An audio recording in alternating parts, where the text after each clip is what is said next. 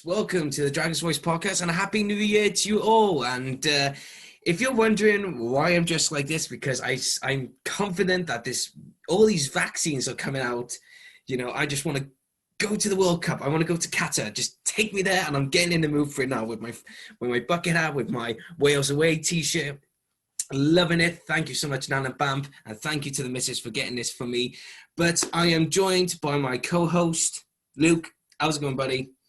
It's quite good. I'm glad this year's coming to an end. I'll say that first off. Oh my God. I mean, we're recording this on the 30th, so just the final sort of dregs. I think this is coming out in the new year, so hopefully, all things told, it's going better than it has done. Oh yeah. Yeah, it's been all right. How are you? Yeah, not too bad, mate, not too bad. So we're going to be talking about, so guys, if you're watching this, we're going to be talking about 2020 for Welsh football as a whole.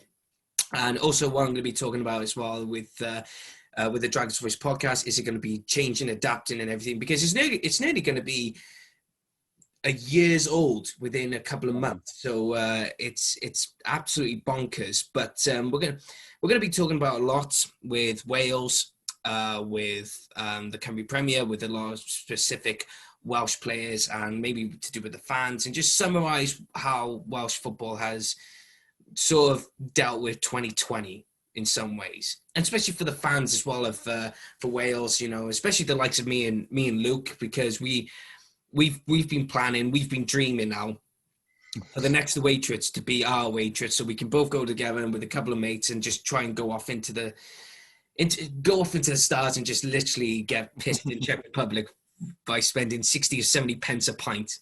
Yes. But let's just get right down to it. Luke, what do you want to start with, mate? I'm going to start off with you. Let's see which one do you want to talk about first? Well, I think it's a tricky one, isn't it? Because a lot has happened with not just the JD Cymru Premier, but also the Welsh side still playing in England. I think maybe we should take a holistic approach and start with the national team, because as far as calendar years go, this is probably one of the best Wales have had in a very long time.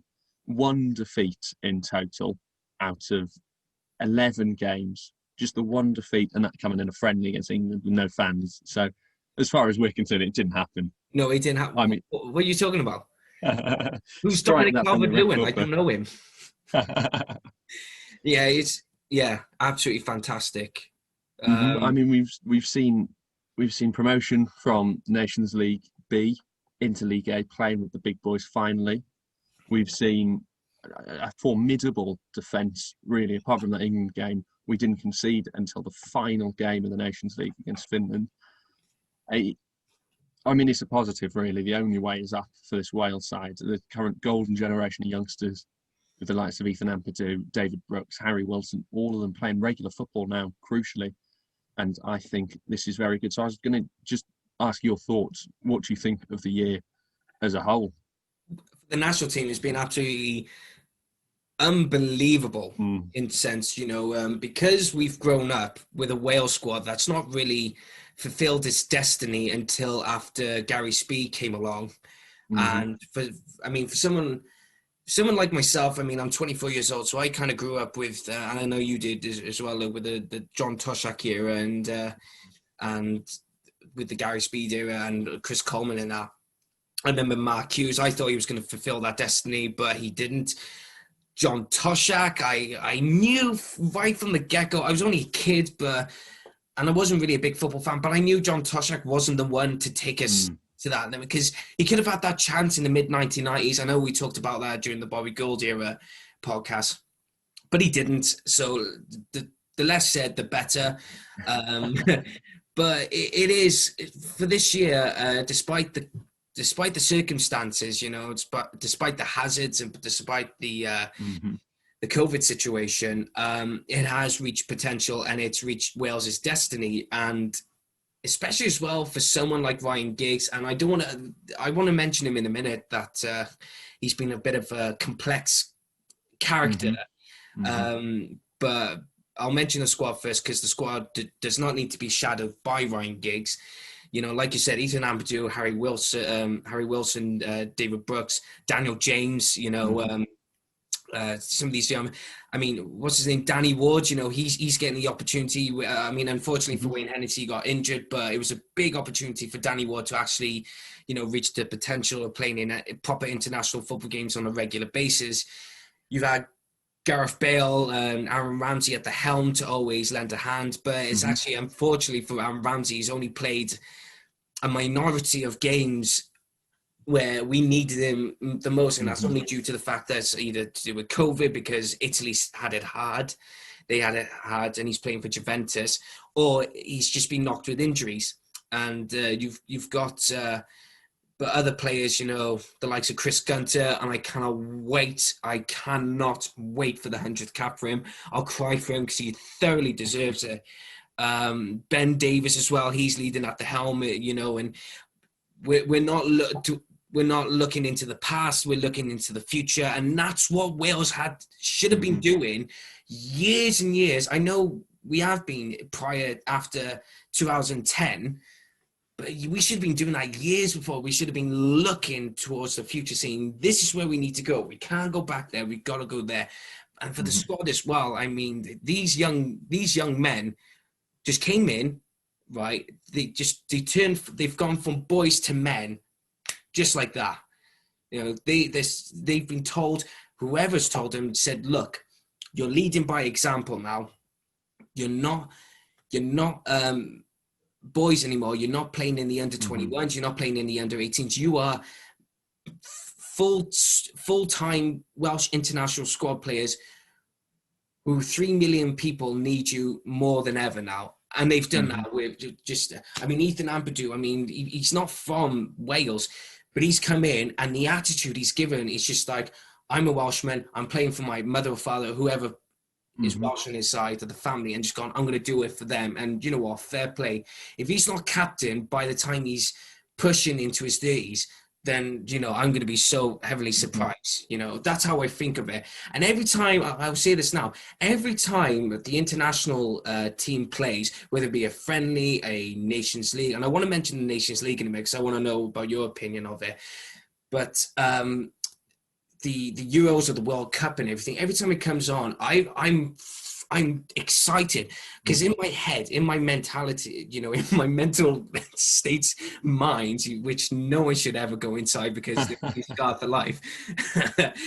But I do dream of, I'm sat there and thinking I could have been in Finland, or I could have been in Ireland, I could have been in this, but hopefully the future is to come, and that's what giving us this glimpse of hope, and the players are doing their part by still keeping us holding on, and we could be going to Qatar within the next 5 or 6 games. Who knows? Oh, fingers crossed. To see Wales at the World Cup, it was Euro 2016 really was sort of builds a once in a lifetime opportunity. Everyone was so excited. We saw such a sort of vibrant display of togetherness. So then to qualify for a second consecutive tournament, I know that happened last year and should have taken place in the summer, but to see that sort of progression made, and you mentioned the young players, even like sort of Matt Smith and Dylan Levitt who have come in, who aren't really sort of on the periphery of most fans' visions because they're not they're not playing for Man United like Daniel James, say, for example, but they've come in and they've shown this steely determination, this want to get better, this drive to really sort of represent their country, even if it's not their country. You mentioned Ethan Ampadu, born in Exeter. I think Dan James is from Hull, but the fact that they are now Welshmen, we saw it with James Chester at Euro 2016. He's from Warrington, I think. And yet they all buy into this Welshness. They all, Chris Coleman, one of the first things he did when he took over was he sat every member of the squad down and made them learn the national anthem. So they all knew it, so they were all together. And it's that sort of idea of such a close-knit squad. We saw with Johnny Williams' late winner against, was it against Bulgaria? Yeah. And that was his first goal as well. And Bulgaria away, his first goal in about 29 appearances, and everyone, that's a Rabbi Matondo who, was on the fringes. I think that was only his 4th or 5th cap. But them all running and celebrating with him, celebrating him as a person, and it shows that sort of close-knit. They're really, it's like a club side. It's what we mentioned in the last podcast. Bobby Gould tried to get the sort of crazy gang mentality there, and it didn't really translate into the international setup. I don't know how the hell the FAW have done it, but we've got it now. We've got this sort of club mentality instilled in us, and I think it's just fantastic, and You I know, cannot wait. yeah. No, you cannot wait. Yeah, I mean, we've agreed on this, right? I remember messaging you. I said, look, me and you are going. We're going. I've already got my I have my passport sorted for Barrytown, for Christ's sake. But I've said this time after time again. Me and you will definitely go. We'll go, even if it's just the two of us. But I've got my Red Bull membership. I know you have as well, and I know I said, look, I'll even if I don't get a ticket, I'm still gonna go because it's a nice holiday, a nice little getaway, just to follow your team. And I want to mention two things I wanted to mention. Rabbi Matondo, the reason why I want to mention him, because he's 19, going on 20, or he's 20 now, I think. But this is the kind of kid who is a prime example of where the stardom is going to go. And he's come in, right? He's I don't want to call him a Cardiff reject because it's not fair. I actually look back on this, right? Because I've always said that there's a lot of players who've been undervalued by Cardiff City, that they've gone on to bigger and better things. I'm not saying all of them have. I'm just saying there's a few ones. And it's like now, I think they're doing right with Mark Harris, and I think he'll be a future Welsh international player. Oh, definitely. Yeah, and especially the way he's working with Kiefer Moore and at Cardiff City. He's in the right place. He's in the right place, right time. But Rabbi Matondo, a lot of people were slating him. I don't know which game it was, but we won. I think we won 1-0 or 2-0 or something like that, right? And Rabbi Matondo was just all over the place, and people were saying he wasn't doing well. I was thinking, well, I think Rabbi was one of those players who just outshined everyone. Because if you're talking about a player who's all over the place, but his position is like a winger or forward or a centre attacking midfielder, of course he's going to be all over the place because he's the one who wants the ball and he wants to put it in the back of the net. And the way some of them were just slating him, I just thought, this is the kind of play we want. If he's hungry for the ball, I'd rather have a player who wants the ball time after time, who wants to get a goal in, to get that one goal ahead of the opposition side, and just to win us games, for a 19-year-old like Rabbi Matondo to, be playing in the Bundesliga. I know Schalke are not doing exceptionally well. However, he's playing top German flag football. There's no doubt about it. There's the other one. But the second one I want to take jabs at is like a lot of people, I don't know, because if it's because of COVID, I don't know what. I'm just going by from my perspective, my point of view, right? So if people are watching this, please don't take an offense. It's just an opinion. It's just literally, it's going to make the world turn regardless. I'll be forgotten tomorrow, so it's okay. But the way people slate the Nations League and the way they say, oh, it doesn't matter. It matters to Wales because it gives us a better advantage when it comes to the World Cup and the Euro. Well, the World Cup, because if we get into the first pot, then all the other pots are just, well, there are teams that do exceptionally well, and there are teams that don't do well, and we've got that advantage. And if we keep improving, then it's going to be great. And a lot of people saying international football for friendlies, why? It's like, because we need to develop, we need to move on, we need to do better. And I said to one of my mates, I said, look, we had to. I know COVID moved the Euros to the following year, to 2021, but we do need to get prepared. And the Nations League is one of the most key, vital, because if you look, if you notice as well, the Nations League, we've qualified, we gained promotion, Ryan Giggs or Rob Page, which we'll mention in a minute, they've looked at the squad and gone, this is the squad we need to take to Italy, to Iceberg, whatever's going to happen, right? We need to take these to the Euros. Then whoever does well in the Euros, they know, whether it be Ryan Giggs or Rob Page again, we don't know what's going to happen, but these guys are going to go, right, we can take them, because 2022, it's the World Cup. So, it is just a progressive. It's just your hat. I know it's my hat. Oh my God, ladies and gentlemen, my missus just turned up, and I was deep into it as well. You want to say hello? Okay. Yeah, but this is what happens when I'm not going to these countries to support Wales. Oh dear. Oh dear, oh dear. Oh dear. Love you. Love you. Right, back to zombie nature. I'm keeping this in because I'm not. That's the thing about me. I don't care if there's any errors or anything. It's all part of improvement. But no. Anyway, excuse me. Anyway, going back to what I was saying.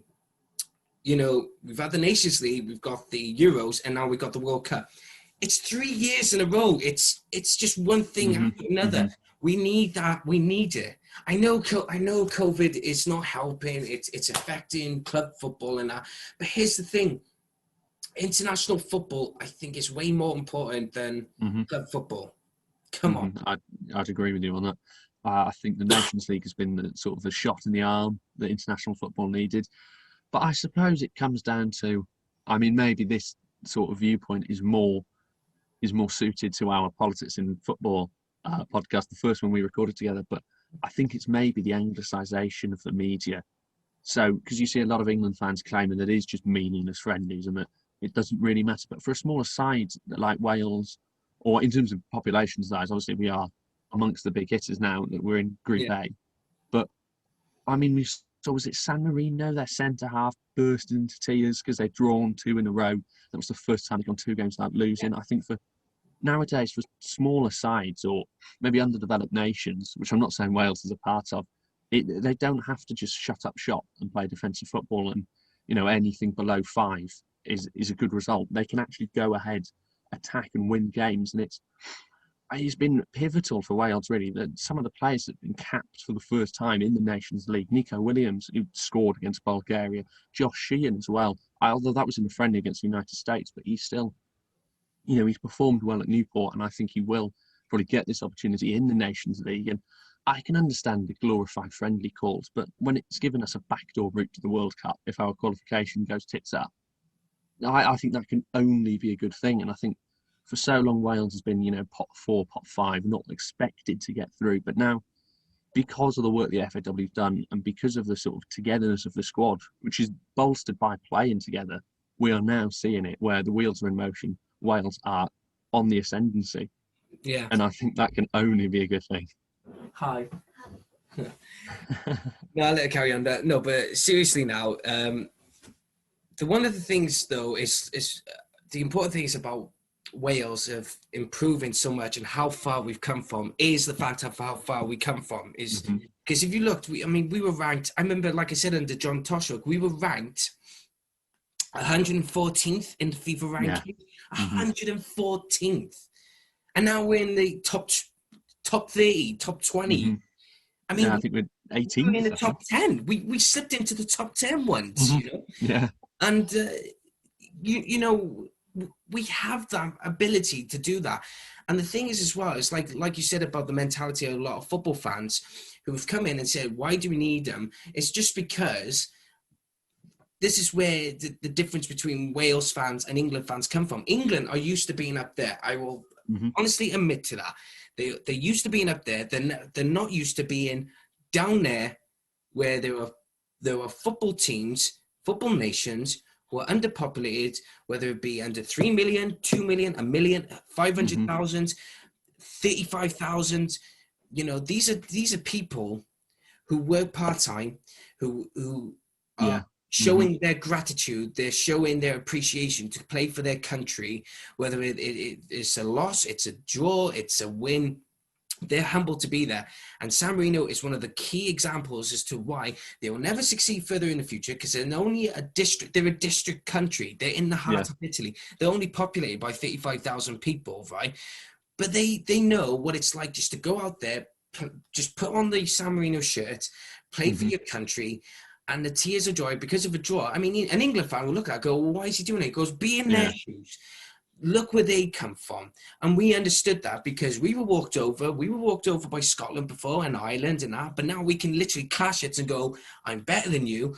Or let's see who's doing it better. And this is why a lot of Wales fans are so happy for the likes of Gibraltar, Iceland, San Marino, Liechtenstein.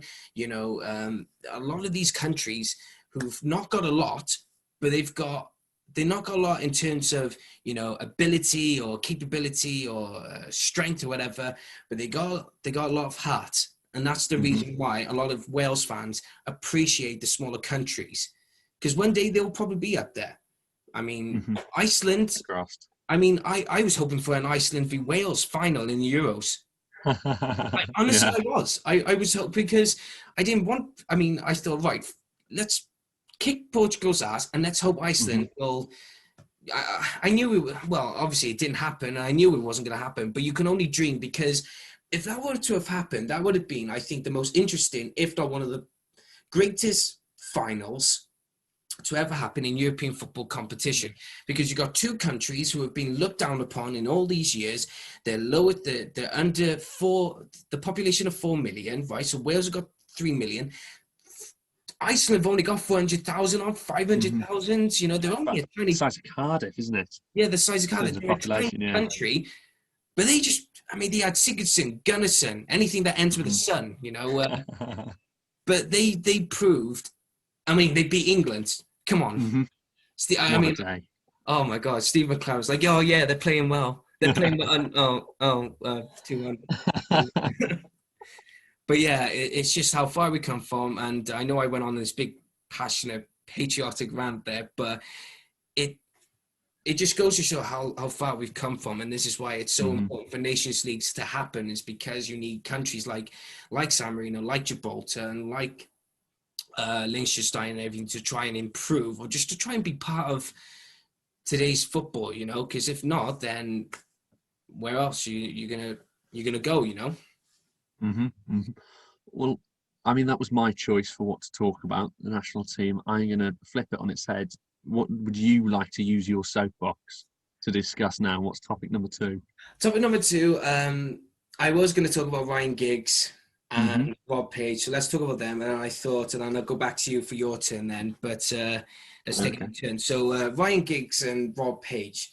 I know we talked about Ryan Giggs a lot.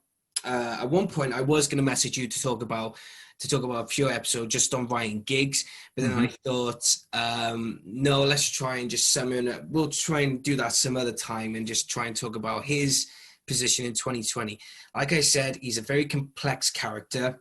Whether you love him, whether you hate him, he's the one who's got us there to Euro 20. Well, technically Euro 2021. Yeah. Really, yeah. So, and he's had the help of Rob Page, who is another former Welsh international.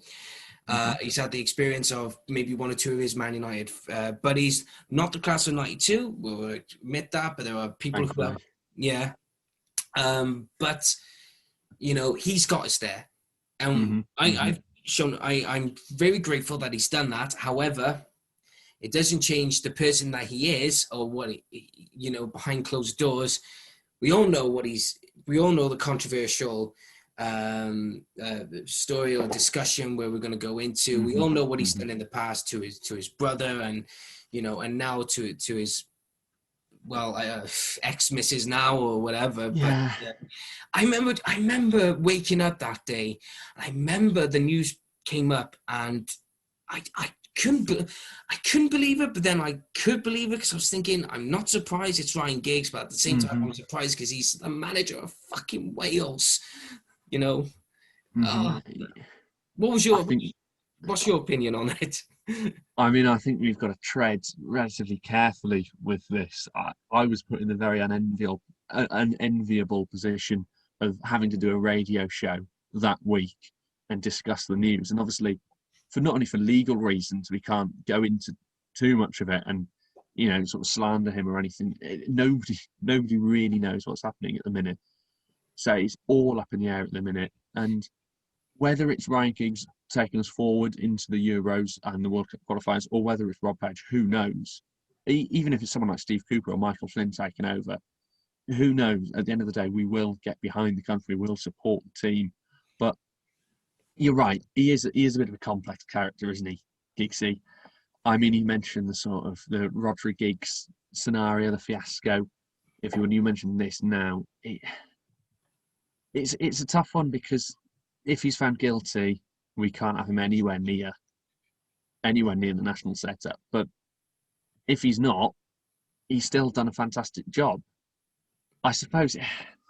I mean, I'm not going to liken him to too much, but it's almost a Ched Evans type, isn't it? Yeah. Where accused of something. And that's one of the things I really don't tolerate. My missus is probably just going, "Oh no, you're listening. I thought you were listening." But yeah, it's one of those things where I don't tolerate it. If he is found guilty, then I go, fine, he deserved it. Sack him, give it to Rob Page. But in terms of, I remember we talked about it the last time. It's like, who would take over? Aside from, if it wasn't Rob Page, who would take over? And, it needs to be set an example of, you need to bring someone in who's got a clean slate, who's got a good, positive attitude, and someone who's got probably a new, fresh ideas and a good football knowledge to take us further. A lot of people are saying about Ryan Giggs, personal life can get the better of you professionally, and this is what's happening now. But when's the next Wales fixture? I know we got Mexico in March, haven't we? So 24th of March it is. It's Belgium away. So quite a baptism of fire, really. As the first game of a qualifying campaign, the big hitters away. That is a baptism of fire. I know, and then as you say, we've got a Mexico friendly 3 days later. 3 days? 27th of March, that is. Just above. And then 3 days after that, Czech Republic at home. So, 3 games in 6 days, that's quite a tall order, but it's a tricky one, isn't it? Because Giggs has denied the allegations. I think we've got to toe the line here. We've got to be it's a contentious issue, so we can't be bandying opinions about, but I'm not sure. The outcome of everything, it's over a month now. It's bordering on 2 months since the actual arrest happened. He's denied the charges, so we can't. Do you know what I mean? I've got to sort of. You don't want to come overly. Yeah, you don't want to be biased. You don't want to be biased to say, right, he didn't do it or he did do it. That's why when I was talking about the Ched Evans case, all I kept saying was, I don't know. Because that's the most appropriate response, because no one knows. No one was in the house when it happened or where it happened. Yeah. No one. Who are we to decide? And that's the thing, because all we have to do is just wait till the courts happen, wait till there's guilty or not guilty, and try doing it quickly. All I hear was a big. This is a serious podcast here. I'm doing my best. I'm still keeping it because it's still in 2020, and yeah. But no. But in all seriousness, no. It is drawing the fine line of, let's try not to be biased, but try to be a bit open-minded of what to expect in the future. Then, having said that, let's just move on from Ryan Giggs and talk about Rob Page. Rob Page has come in. He's not changed the system because it's technically his system along with Ryan Giggs. They were doing the same thing anyway, and he's done well. I thought we would have smashed USA, to be perfectly honest with you. I wanted us to smash USA because of a particular powers that be, who is now going to be out of office on the 20th of January. And but I really wanted to do that just so that I wish we would have crowds in, because I know for a fact all the Wales fans would have just been ripping into the American fans, just literally for what Trump said about Wales with the Biden thing. Did you not hear about that? Oh, yes, I did. That took me a minute then. He said so much sort of problematic stuff. No, he said, what did he say? He said something down the line of, Joe Biden will turn America into Wales. Something like that. That would be an upgrade. Yeah, I was like, yeah, Pennsylvania will be the capital. That's one of the places I love to go to, Pennsylvania, because apparently, is it Philadelphia? Or I know Pennsylvania's the state, but I know there's a city. I don't know if it's Philadelphia or whatever. Is it Scranton? Scranton, a lot of Welsh people went to, because that's where they set the office US, because it's so boring, and I think that's sort of indicative of Welsh sort of expats. Yeah. But I know there's a community, because apparently I looked on Welsh American, there's like people, Welsh people, and there's a community of 200,000 Americans who consider themselves as Welsh, and it's a large community. I think it's in Philadelphia or somewhere in Pennsylvania. I don't know. Like I said, I don't know my geographies in America. All I know is majority of the states, and sometimes even I get confused on which one's a state and which one's not. But it was. But yeah, just going on. I was just so happy that America didn't beat Wales in the football. I was just so happy about that. But Yes. what was the matter? Oh no, sorry. I thought I was looking at the U.S. presidents with Welsh ancestry. Here's one I did not know: Barack Obama has Welsh ancestry, as does Richard Nixon, Calvin Coolidge, James A. Garfield, John Quincy Adams, John Adams, and Thomas Jefferson.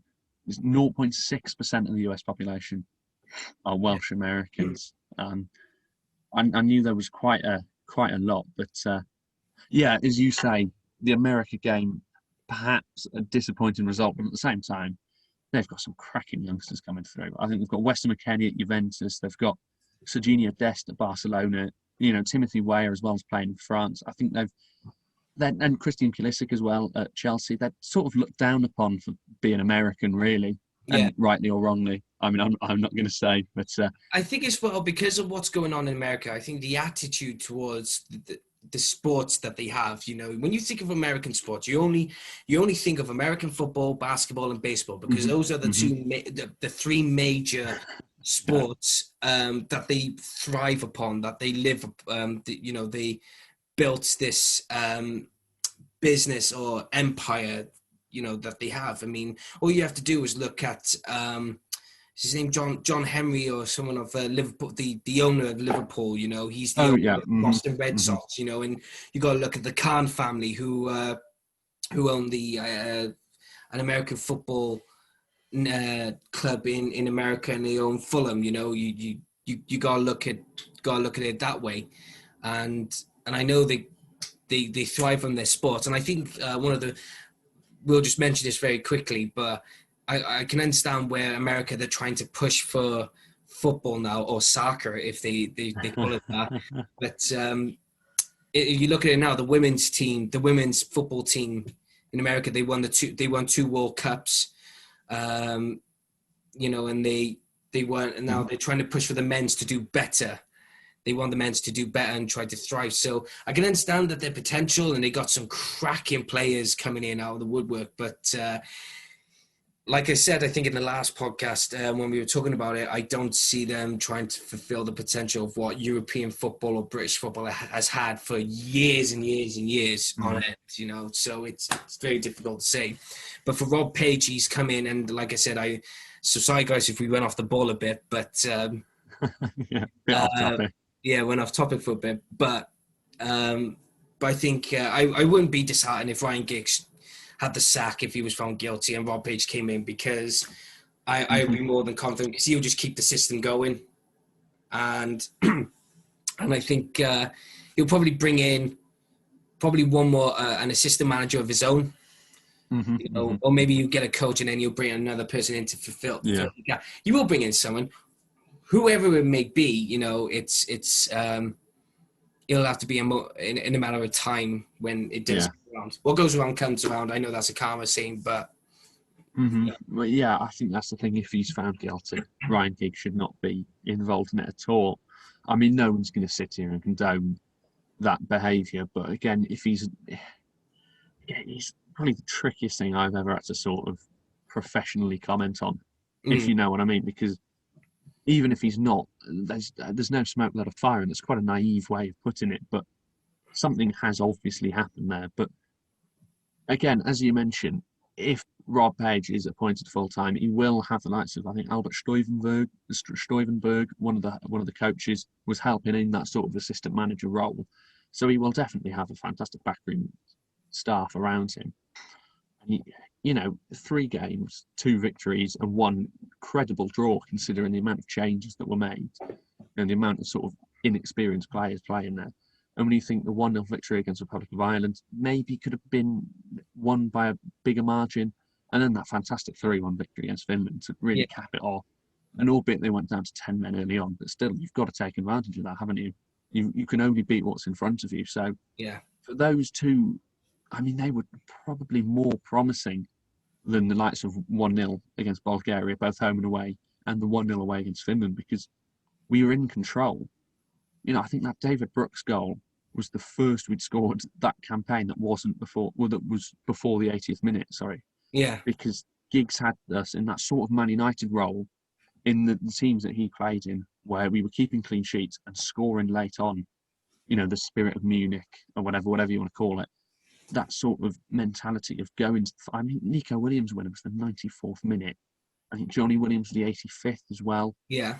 But then to actually be fully in control and get goals earlier, I mean, whether it's more fluidity in attack, who knows? Whether that was just, you know, Republic of Ireland were a bit leggy, they weren't the best side, they played poorly, and Finland went down to 10 men, or whether it was just Rob Page masterclass, who knows? Either way, he's proven that he could be a very good manager on the international stage. Oh, yeah. And so, yeah, were he to come in full time, I don't know a single person, a single Wales fan, who would have any objections to that. No, I wouldn't have an objection. The only objection I would have if it's if they didn't, I mean, touch wood as well. Say they didn't choose Rob Page. See, it actually did happen. Say Ryan Giggs was sacked. They didn't bring in Rob Page, but they will. It wouldn't. They wouldn't be stupid enough to actually get rid of him. But let's say they don't. Let's say in this weird world, Rob Page wasn't the manager. You're trying to now think of a manager who's going to come in, who's going to bring in that level of club level, environment. You've got to bring someone who's got the fire, the passion, and everything.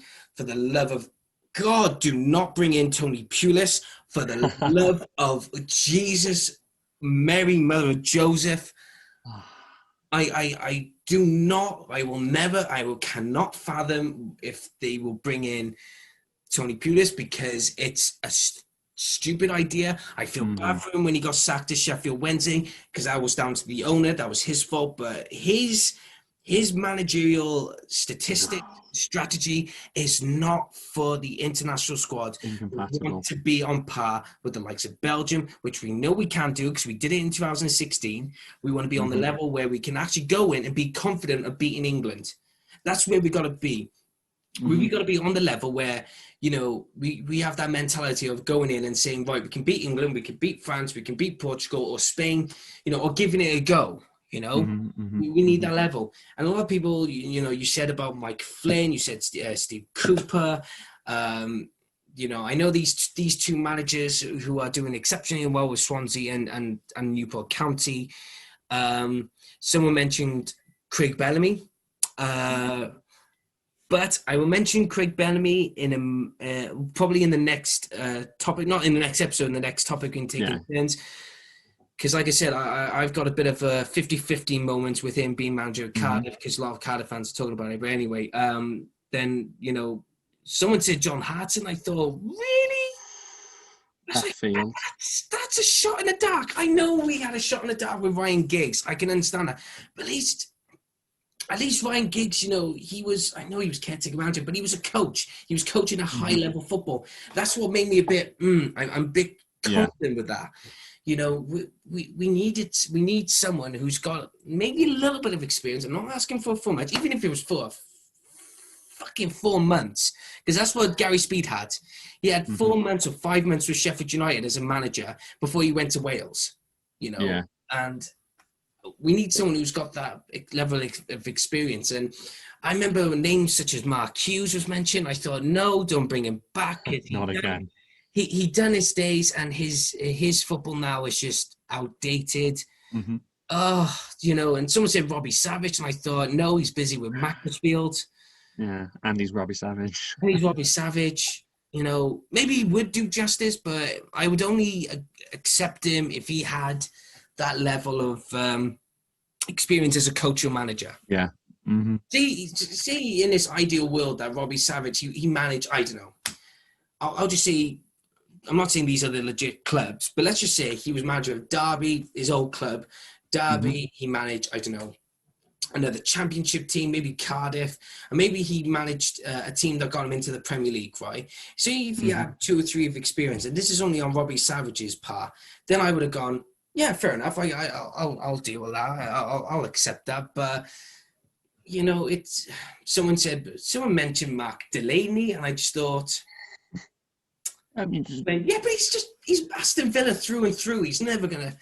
yeah, 13 years a coach, is he? Yeah, I mean, for the youth.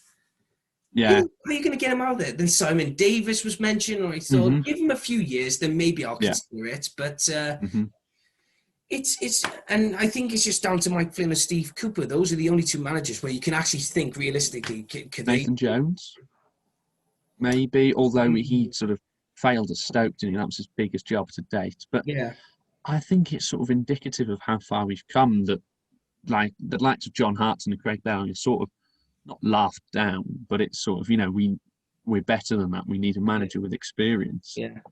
Paul Bowden was mentioned. I thought, I actually, do you know what? That's it. That is it. If it was Ryan Giggs or Rob Page, if they went, I'd say Paul Bowden. He's managed at the youth levels. He was Wales manager from youth levels all the way through. Yeah. Give him the job. I'd be happy with that. Give it to Kevin Chesterfield if I have to. I don't care. You know? Yeah, well, again, I suppose Cooper and Flynn are the obvious choices or the favourites, but then would they walk away from I mean, Michael Flynn's been in charge at Newport for a good few years now, and he's been fantastic there. And he would bring that sort of club mentality to it as a former player himself. You know, the likes of Josh Ian and Tom King now in the Wales fold, I reckon, and Brandon Cooper as well at the back, only 19. He will definitely get a few Wales caps under his belt within the next decade or so.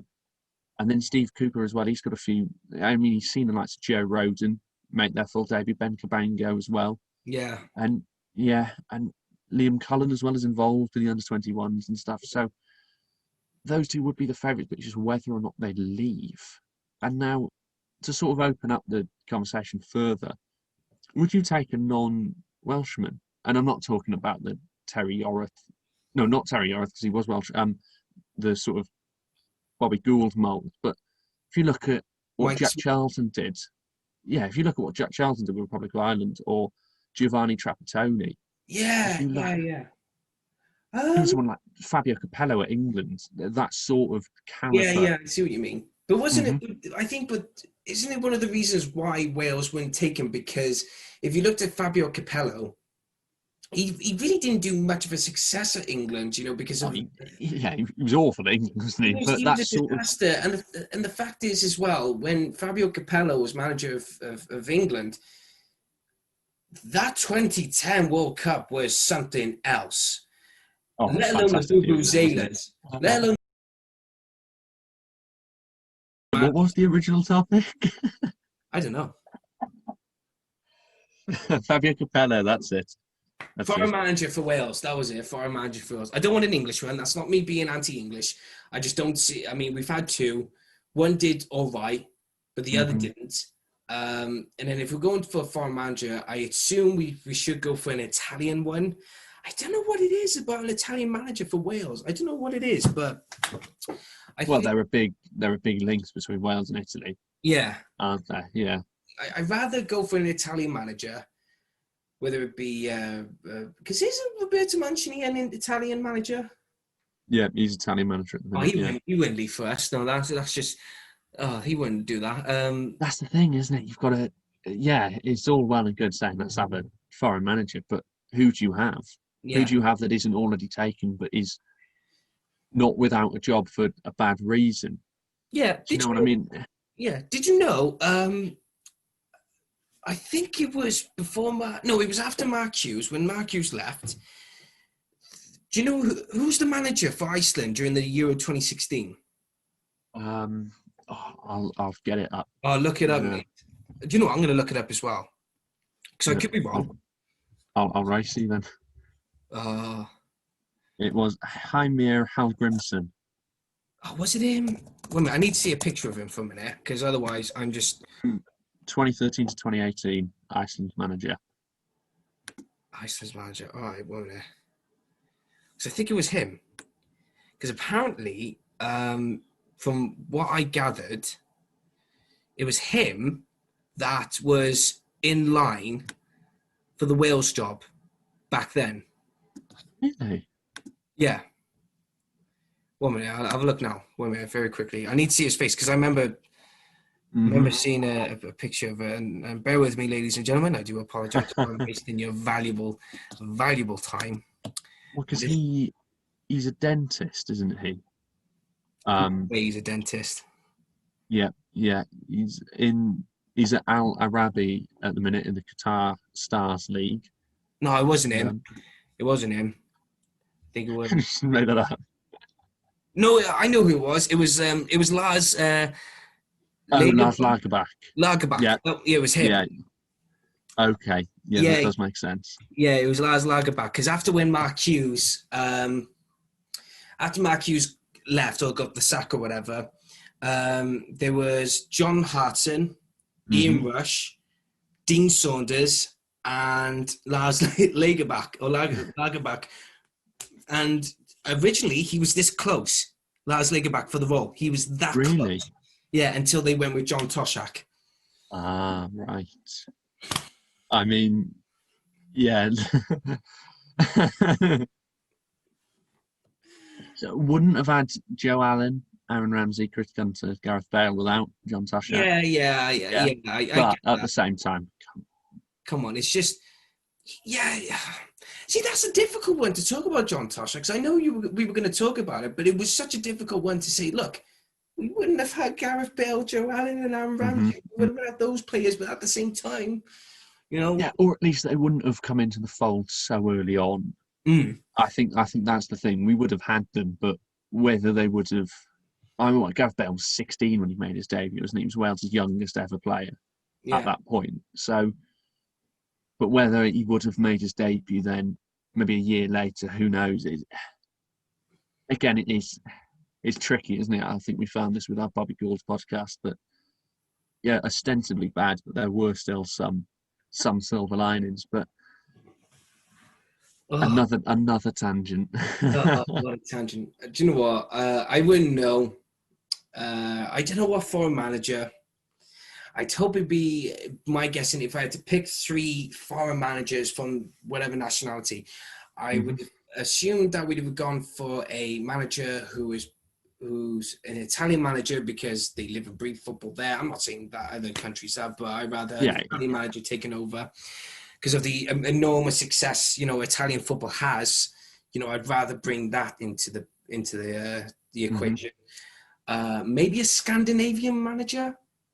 I don't know, because you need to bring someone who's on the level. I know Norway, Sweden, and Finland. They're almost on par with Wales. I can say we're far better than Finland. No offense, Finland, but the results don't lie, do they? The results don't lie. But I think we'd struggle with Sweden. I don't know about Norway, but I never doubted Norway, because going back on the past, Norway have bent us over and spanked their asses in so many times. So I'm never going to doubt them.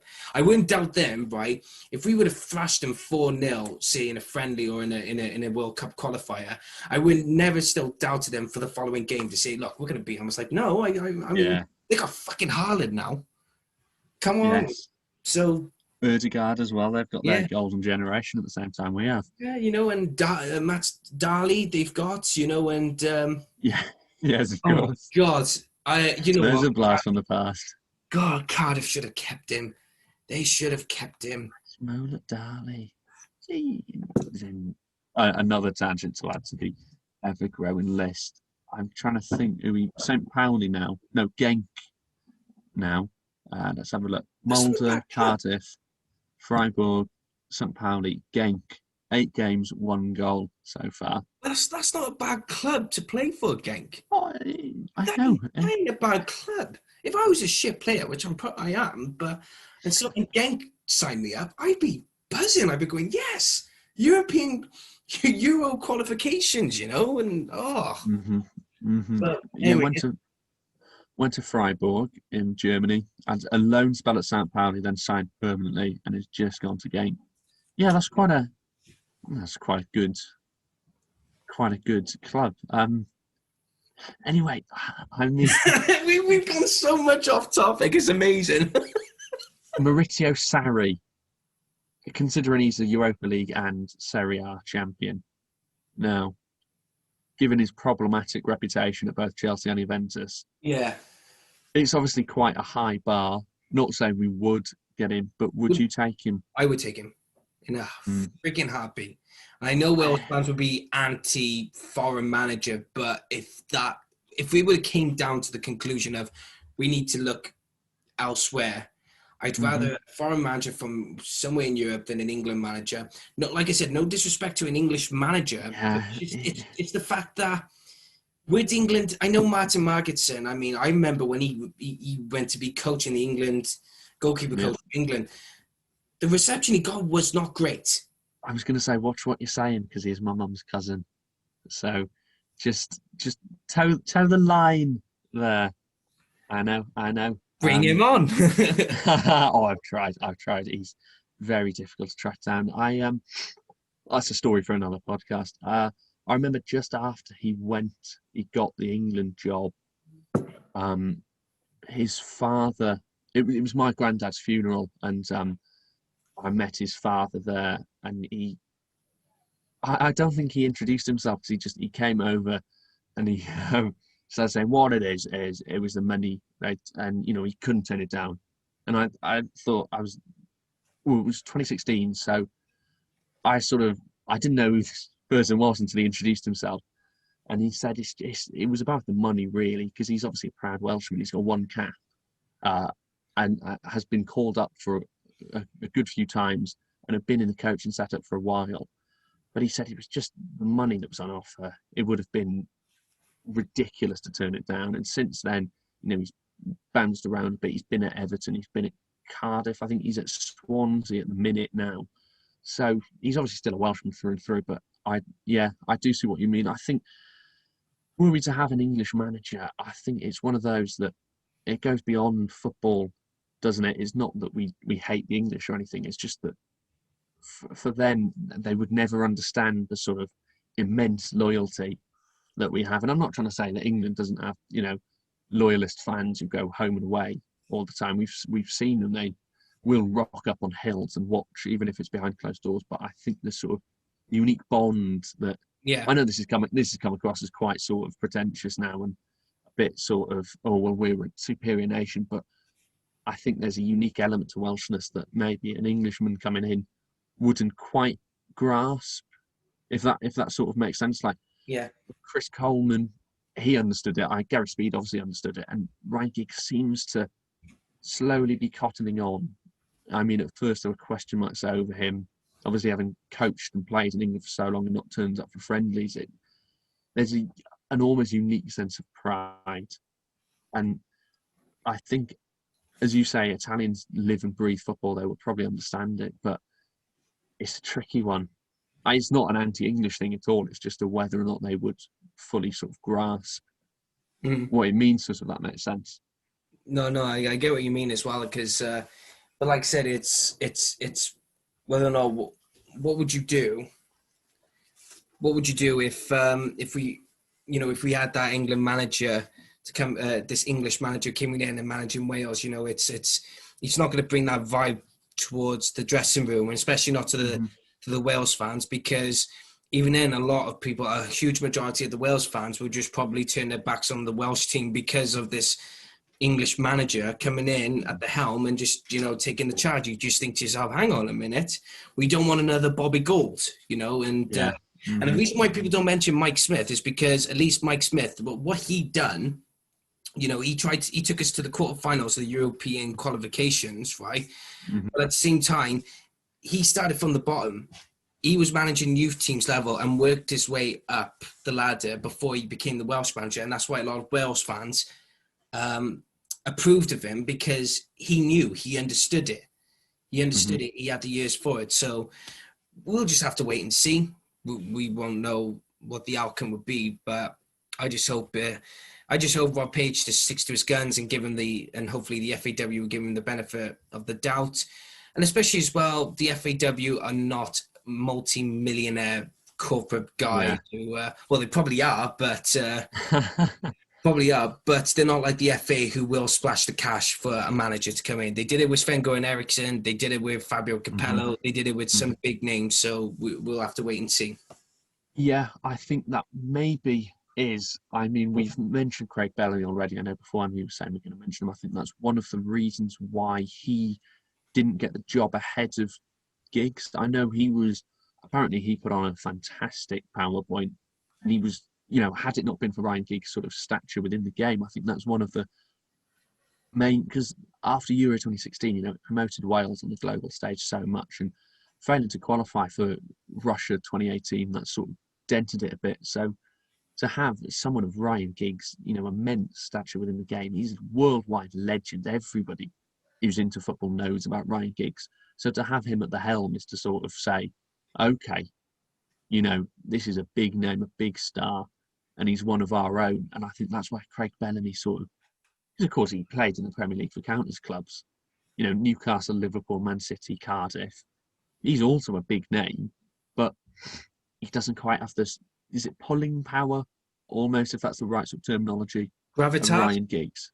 Yeah, gravitas, yes, exactly, fantastic. He's not of his sort of Level. fame. Yeah, level, yeah.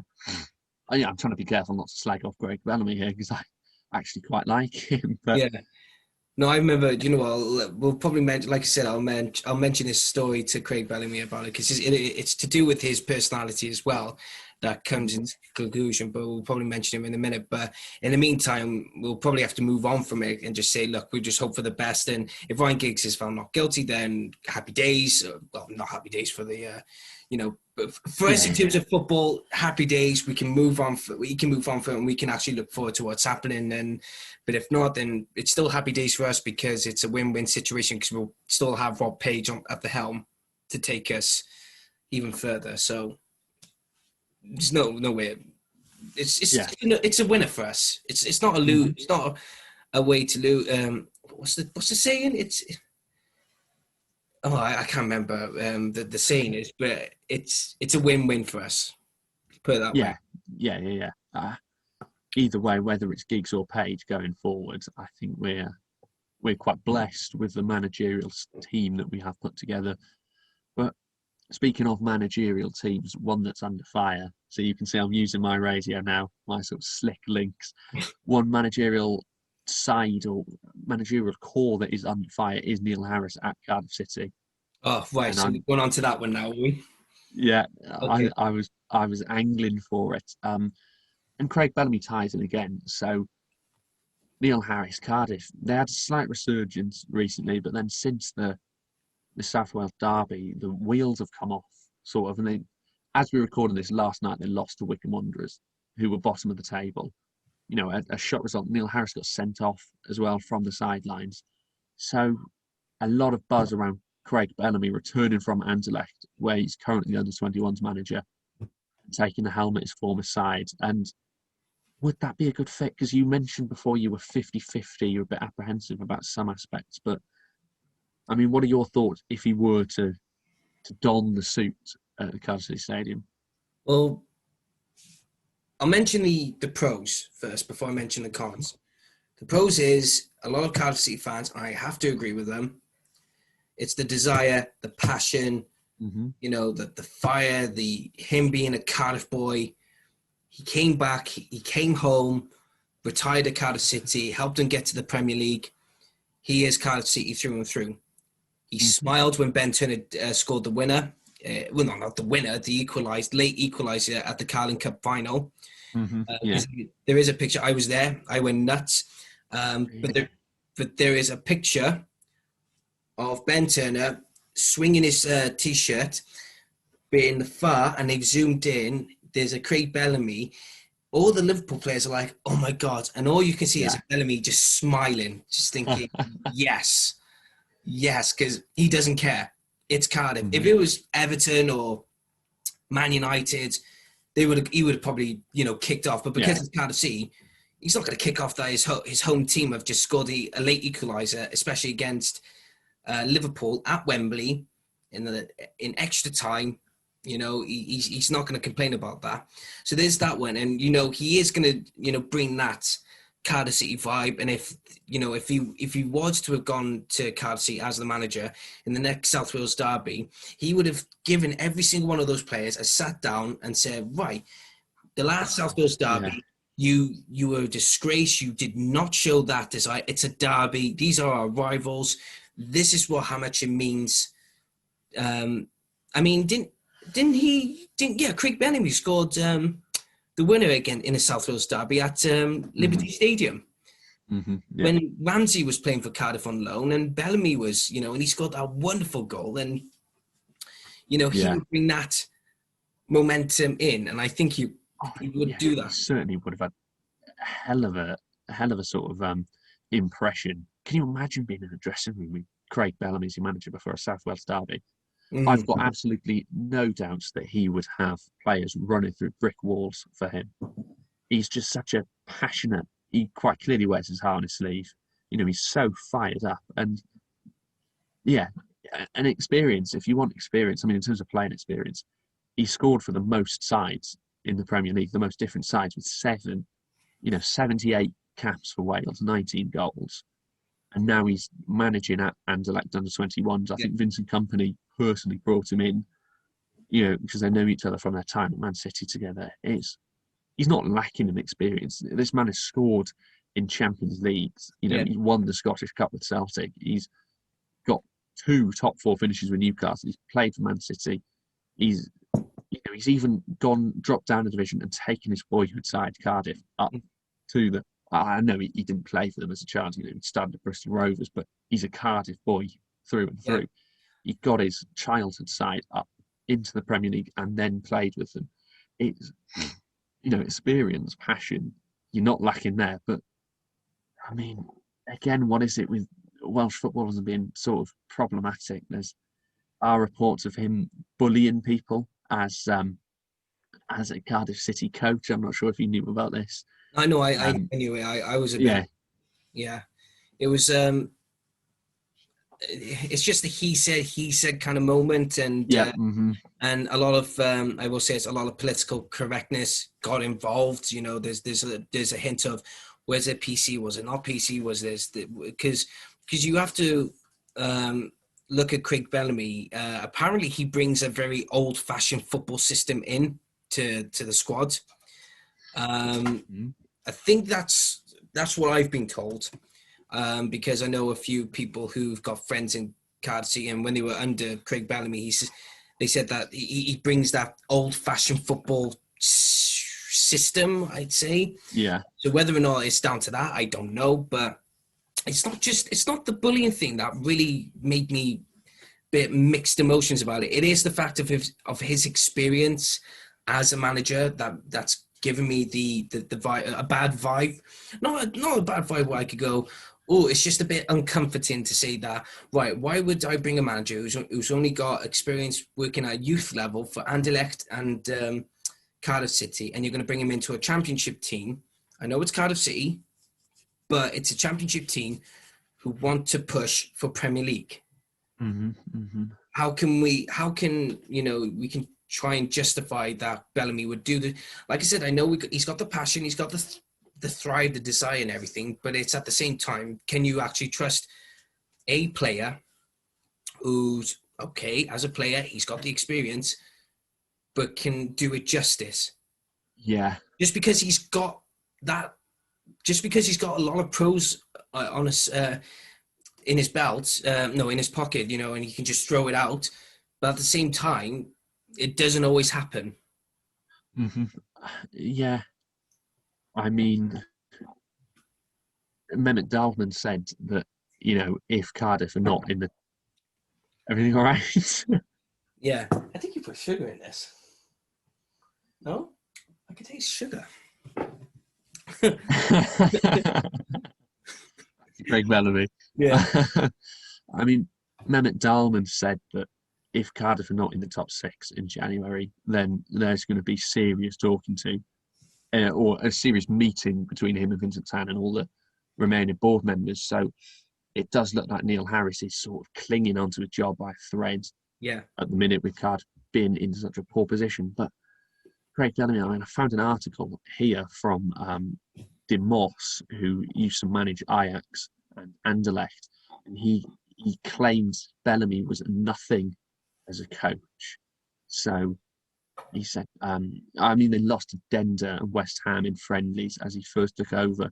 There's not too much here, but he said he knows nothing about it. I've never seen such bad coaching in the last 5 years at Anderlecht's youth side. There was no structure in the game. After 10 minutes, I already understood that he really is nothing as a trainer.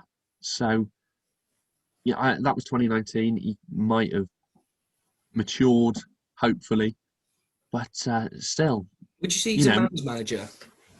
Because in terms of football, you've got two types of managers, right? Mm-hmm. You've got, sorry about the people walking back and forth, anyone, but but you've got two types of managers. You got the one who's right in the thick of it.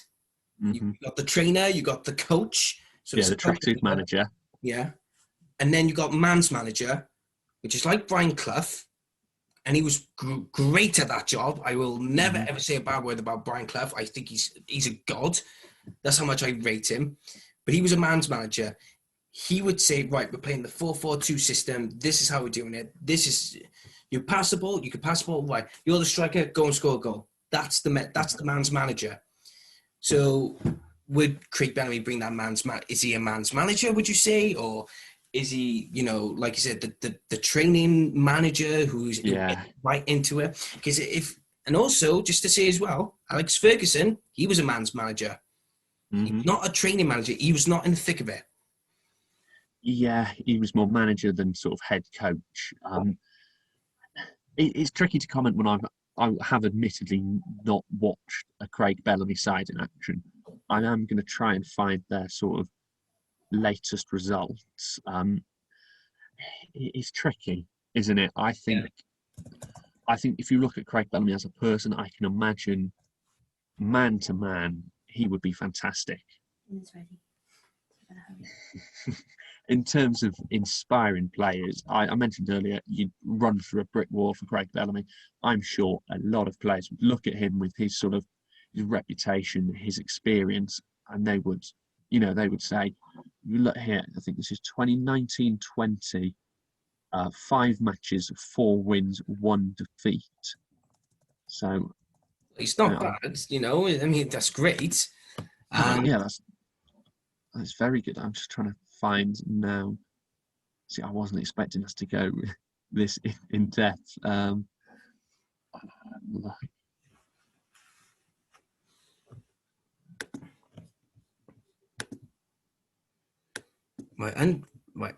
under 21. Mm-hmm. Results, fixtures. Wow, you really do get it up with us, don't you? Yeah. See here, 4 wins in their last 5, with the other one being a draw. This is all competitions. 1-1 against Mechelen under 21s. Then they've beat Eupen, Standard Liège, Varsland Beveren, and Leuven. 4-0, 3-2, 4-0, 1-0. So that's sort of almost in the Wales mould at the minute of keeping clean sheets, defensively strong. Albeit the blip against Liège, but they're a top Belgian side, and they're scoring more. It seems to play a 4-3-3, is what I can find, and they're top of the table at the minute. 6 games played, 14 points, 11 points with Standard Liège, but that goal difference they've got +10. So it seems to be going well for him, from what we can find. It's just whether or not he's ready to take the step up from, reserve Pro League, Belgian reserve football to Cardiff City, a side challenging for promotion, challenging for the playoffs in the Championship. It's just whether or not he's ready to bridge that gap. That's what I mean, though, because when I can understand with Cardiff City fans, they have a glimpse of hope to have someone like Ceaig Bellamy, but I think this is why when I looked at it on Twitter and they're saying we need Bellamy, and it's just like, don't look at Bellamy the player, don't look at Bellamy the man who is from Cardiff, don't look at it like that. You've got to look at it from a realistic point of view of, can he fulfill that potential? Can he do it? can he actually come in from Anderlecht under 21s into a senior squad of Cardiff City Football Club, who have got players such as Kiefer Moore, such as my mind's gone too much now for a minute. But someone like Kiefer Moore, who is playing first team football, who has been playing on high level grounds. Will Vokes as well. Harry Wilson. Harry Wilson. And and Alex Smithies. And Sean Morrison. Bags of experience, Sean Morrison. Yeah. These players have got. That's like. It is a difficult one. It's like, can he do it? Because he's gone from youngsters, boys to men. Yeah. I know Mark Harris he's 19, 20, he's only a kid, but like I said earlier about the Wales squad, they've grown and adapted so quickly to be more level-headed professional. And this is where I know it's Bellamy. Maybe the relationship will develop, but will it? There's so many questions, you've got to say, can you do it? This is why it's like, I mean, as a I've done a lot of directing and producing and writing and everything. And I've been in situations myself where, I've always said, I'm a good director, I'm a good writer, I can do this. But then there have been people who have interviewed me and said, well, prove it. Or can you actually do it? It can happen in any job. It's not just football. It can happen in any job. So it is a tricky one, to say the least. But that's my 50-50. The 50% of me is saying, yes, he can, because he's a Cardiff boy. He's got the thrive. He's got the energy. He's got the ability, not the ability, the heart, the passion, the desire. Yeah. Same time, he's coming off the back as being an under-21s manager, who's only managed at youth level with Cardiff City and Anderlecht. What is the outcome?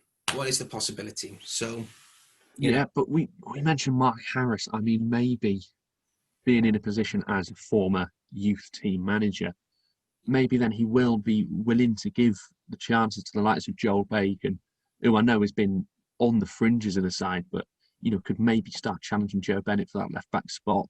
Like I said, Ntanza Mayembe as well. Cardiff have got some decent young players coming through, and it's whether or not Cardiff they let them exactly. It's whether or not they slip through the cracks. I mean, we mentioned Ravi Matondo earlier, and albeit he was bought by Man City, but it's that same sort of principle of, Cardiff have these talented players. South Wales is a hotbed for football and talent, but it's whether or not they actually get to them first. I mean, Ceaig Bellamy, for example, a Cardiff boy, but his youth team first was Bristol Rovers before he went to Norwich. Yeah.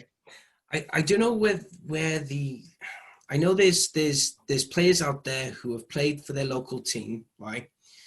And it is on record. I can't put my finger on one because there's so many, right?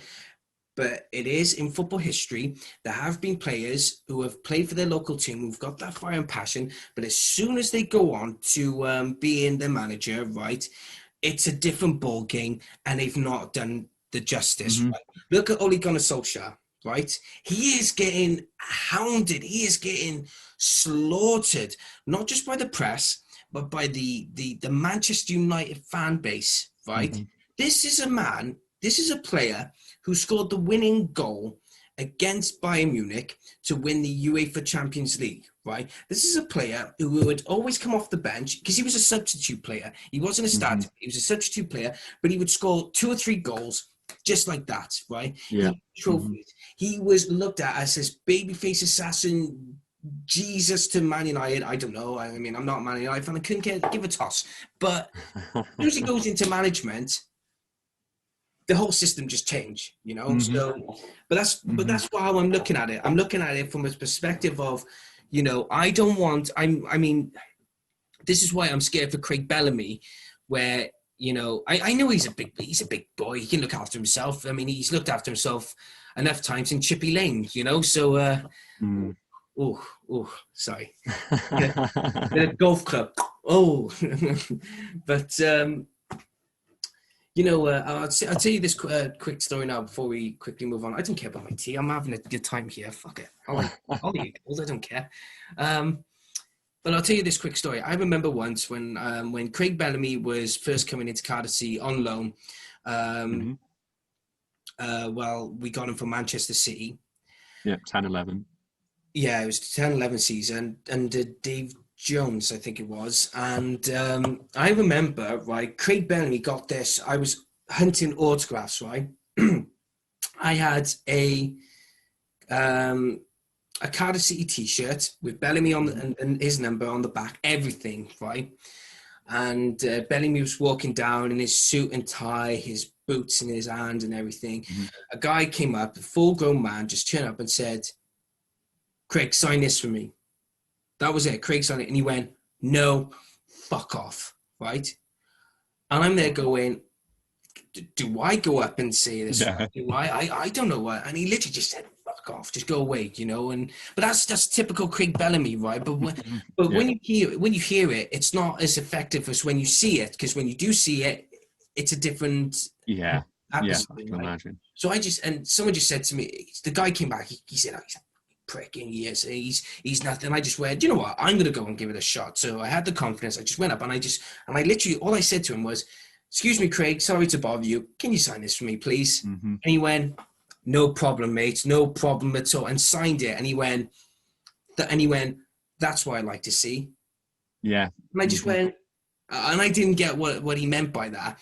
But someone was watching. He went, "You were being polite." Yeah. He said, "You were being respectful. You're being polite.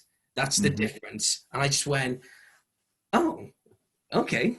You know, Didn't even realise. okay, yeah, I didn't even realize. Oh, but that's normally what I would say when I used to. Oh, yeah. You just, it's what's the thing? It's just, it comes out naturally. Common courtesy. Yeah, common courtesy. You just say, "Excuse me," and that's it. It doesn't cost. But Yeah. that was my story. I'll never get it. I've got 2 of his signatures, and I will never, ever forget it. Never forget it. Fair play to him. But like I said, will he do justice? I don't know. That's the thing. I don't know. It's so complicated. It's such a delicate topic. Mm-hmm.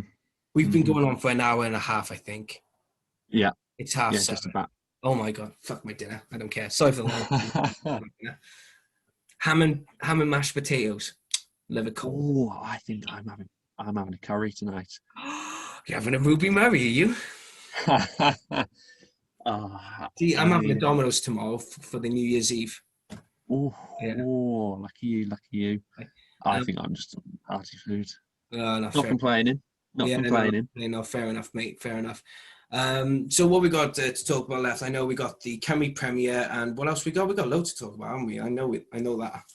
Oh, we've already spoken so much. I'm not sure how much we can fit in, really. Well, let's try and fit in the Cymru Premier, and then continue on that one. Then the Cymru Premier has had an impact in 2020. It's not the greatest year for football.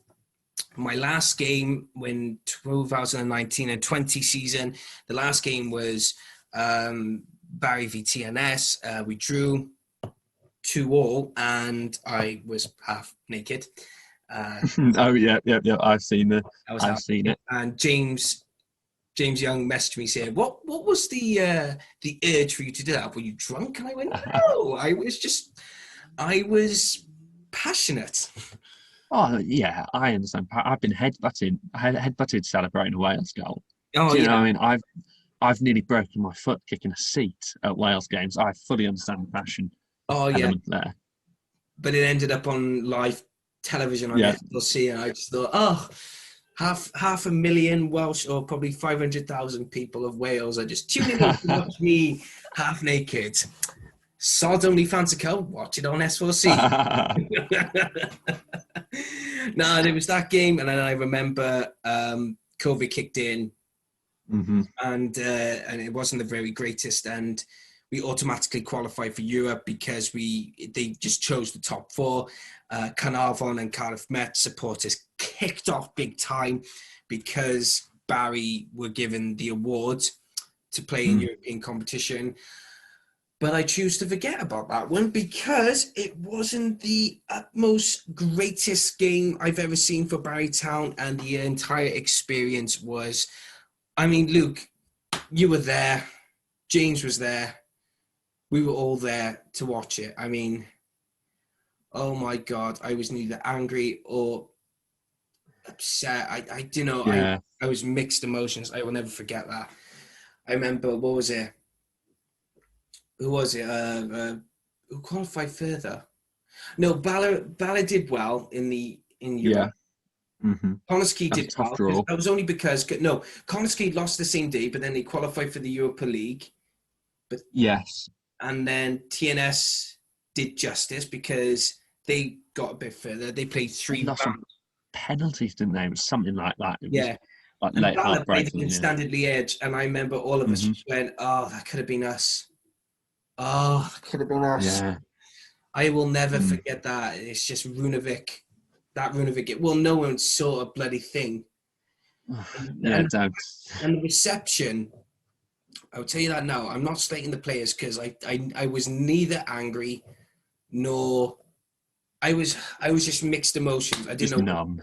just Yeah. numb. Well, you saw me just out there. I mean, I remember you interviewed me afterwards for that game and Yeah. for radio, and I remember Morgan said to me, "I've never seen you so drained and numb Yeah, about just that." despondent. Yeah, because I didn't know how I reacted to it because we couldn't see the game because it was misty. It was just literally the game shouldn't have happened.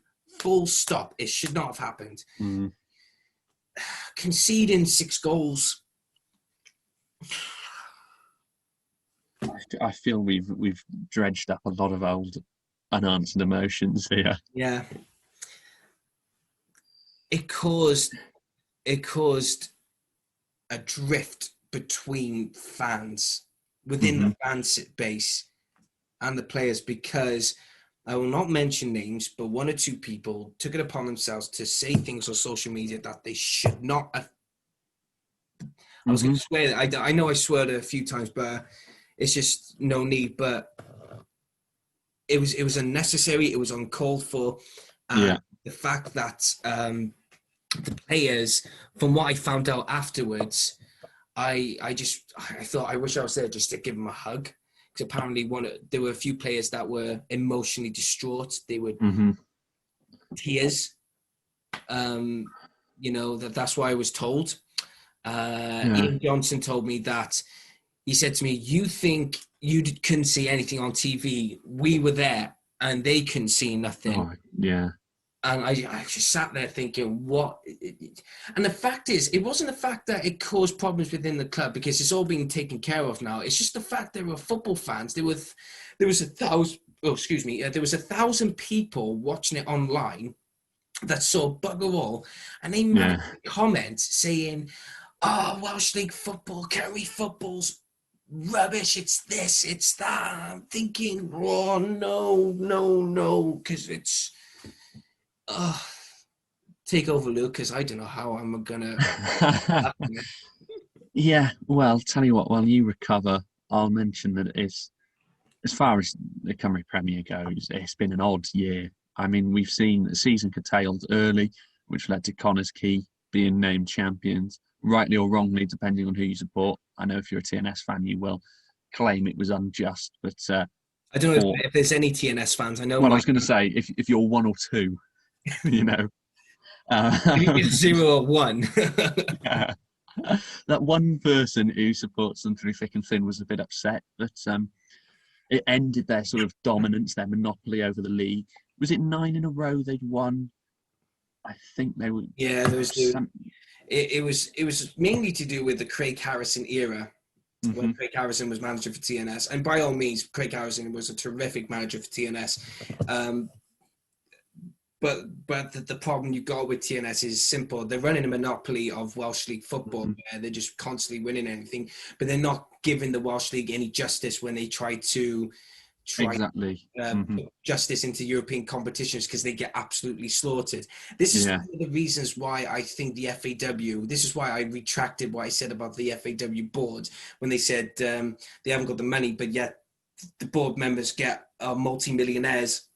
And the fact that JD Cymru, JD Sports sponsor the entirety of the league system, I think it's absolutely bizarre that we can only have one big company sponsoring the league when we could have 3 or 4 companies sponsoring the Welsh Cup, Nathaniel MG. I know the MG Cup is sponsored by MG Motors. I can understand that, but you know, when you look at the championship, right? Let's use the champion. No. Let's use the Barclays Premier League for a moment, right? Let's look at the Barclays, but it's run by the sponsor of the league itself is Barclays, multi-billionaire bank corporation, whatever, right? They splash money in it, right? Sky Sports, BBC, all television channels and stations, they throw money in to get their channels, and Amazon as well. They're throwing in money at, and BT, you know, they're throwing money at them. Then you got sponsors for matches.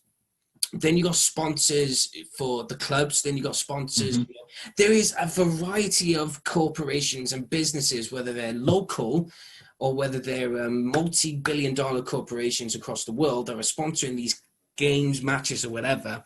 Yet we can only get JD Sports for the entirety of the league system.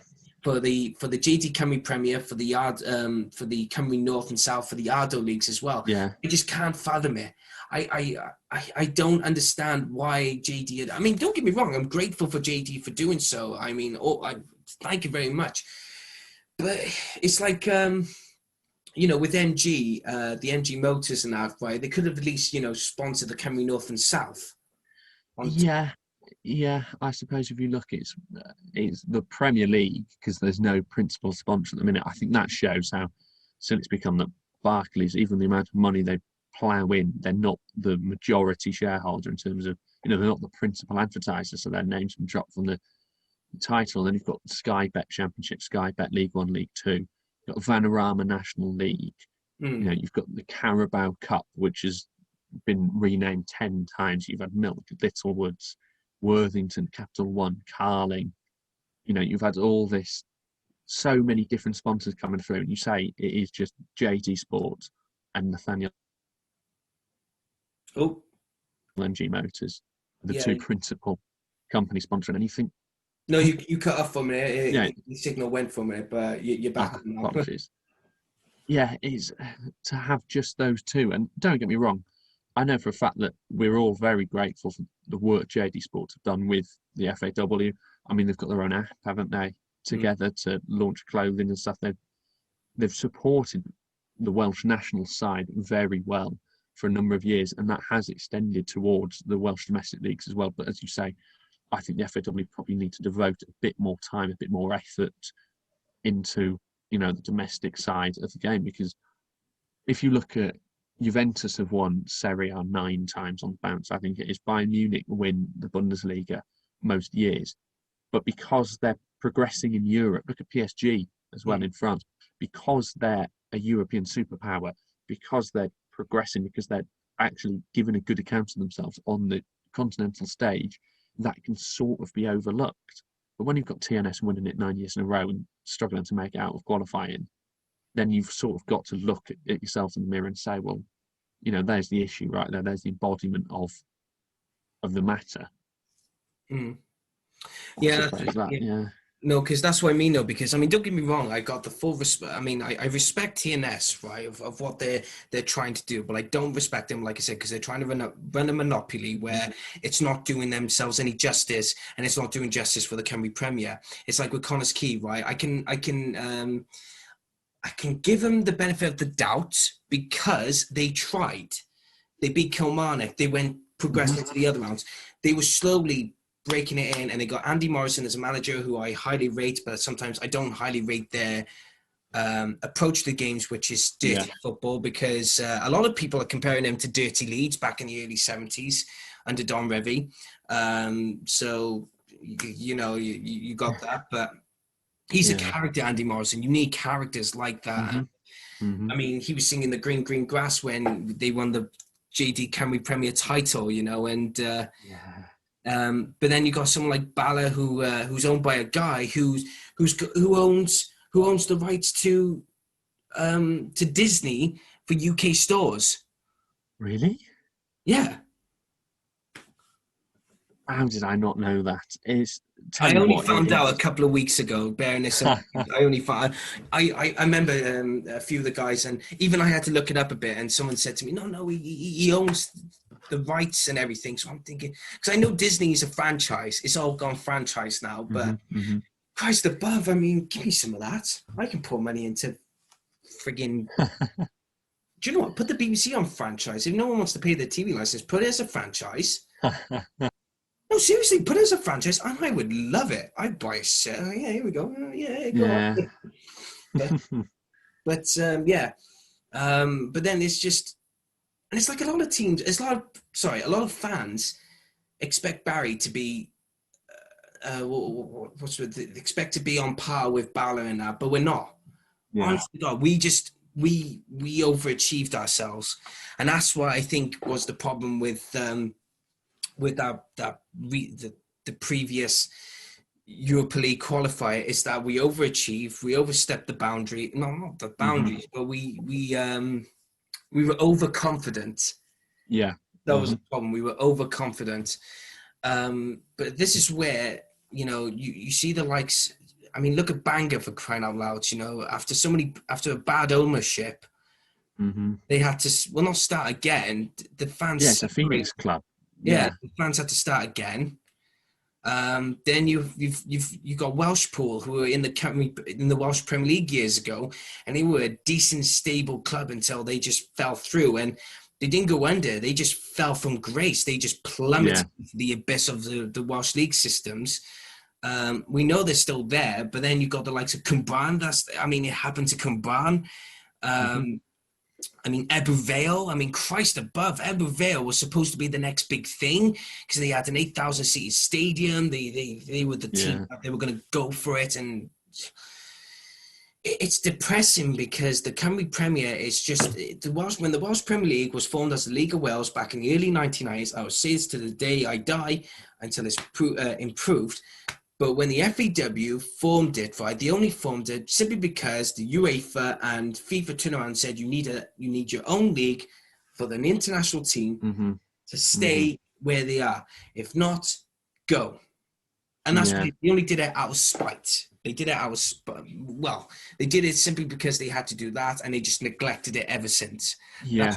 That's why the prize monies are only £50,000. A lot of people say it's a lot of money, but technically, we should be fighting for £100,000 prize monies or £200,000 prize monies. We should be, fighting for that. I know £50,000 is a lot for some clubs in the Welsh league systems, but we deserve but not the sides that are going to win it. I think that's the issue. Yeah, it would be a lot better.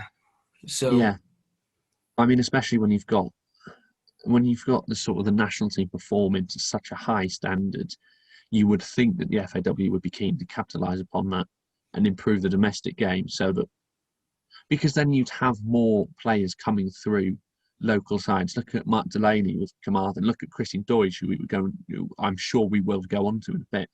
But coming through the system, playing for local sides, and then being snapped up.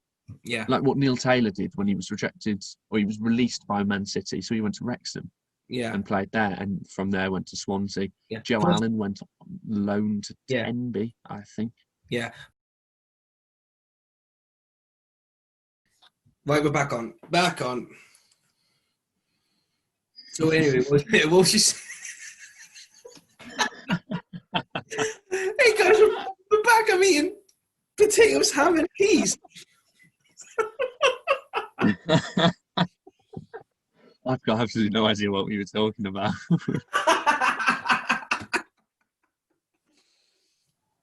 Players that come from the Welsh Premier League or the League of Wales. There it is. Well, I think that's the issue. I think, considering the league was started as a sort of means to an end of just, we need it to keep the football nation going, I think it has always been neglected. It's sort of almost the black sheep, really, because they do put, hats off to the FAW. They've done a fantastic job in, with Brian Flynn just driving up and down the UK, trying to find players, see if they're eligible for Wales. The amount of work he's done behind the scenes, the sort of the fantastic age grade system that's seen so many players come up through the ranks together. But I cannot fault them on that. the support they have for the international setup. The fact that in Don't Take Me Home, the film about Euro 2016, Ethan Ampadu features in it playing for like the under-14s or whatever it is. You've got players like that who Welsh fans have known about for ages, the Victory Shields and stuff, and the fact that we're always unearthing these sort of gems who can play for us. I mean, I remember when James Lawrence was announcing the squad and everyone was going, hold on, who? They'd never heard of him. He was playing out in Belgium. And other than the JD Cymru Premier or the JD Cymru leagues issue, they've done tremendously in recent years. I cannot fault them. But when it comes to the domestic league, I thought you were joking. What? That's so rude. What do you mean so rude? Eating your food while you're on a call. What you know as well as recorded. Yeah, it's recorded. It's funny. You're a Mongo.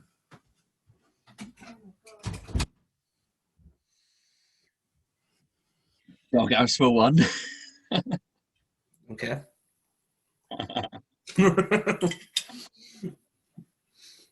I've been starving, ladies and gentlemen. It's like I planned so far ahead. I just didn't want to ruin it.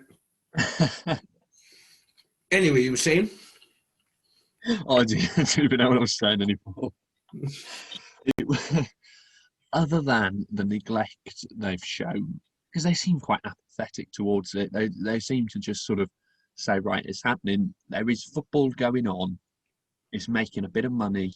There are people with local sides, and that's good enough. And I think, there are some fantastic prospects coming through at Cymru Premier sides, but almost without the FAW's help, it almost seems that even in spite of all the sort of neglect that sides have faced, they're still finding these good players. Barry Town is still managing to maintain good relations with Cardiff to get good young players. Like Sam Bowen, who is, Wales under-21's record appearance maker, is playing for the Linnets. They're now, it's almost as if the clubs have to find their own way, if that makes sense.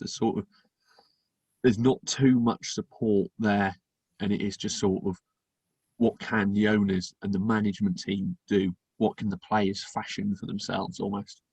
Because it's like you said, it's almost as if there's like a neglect to these clubs.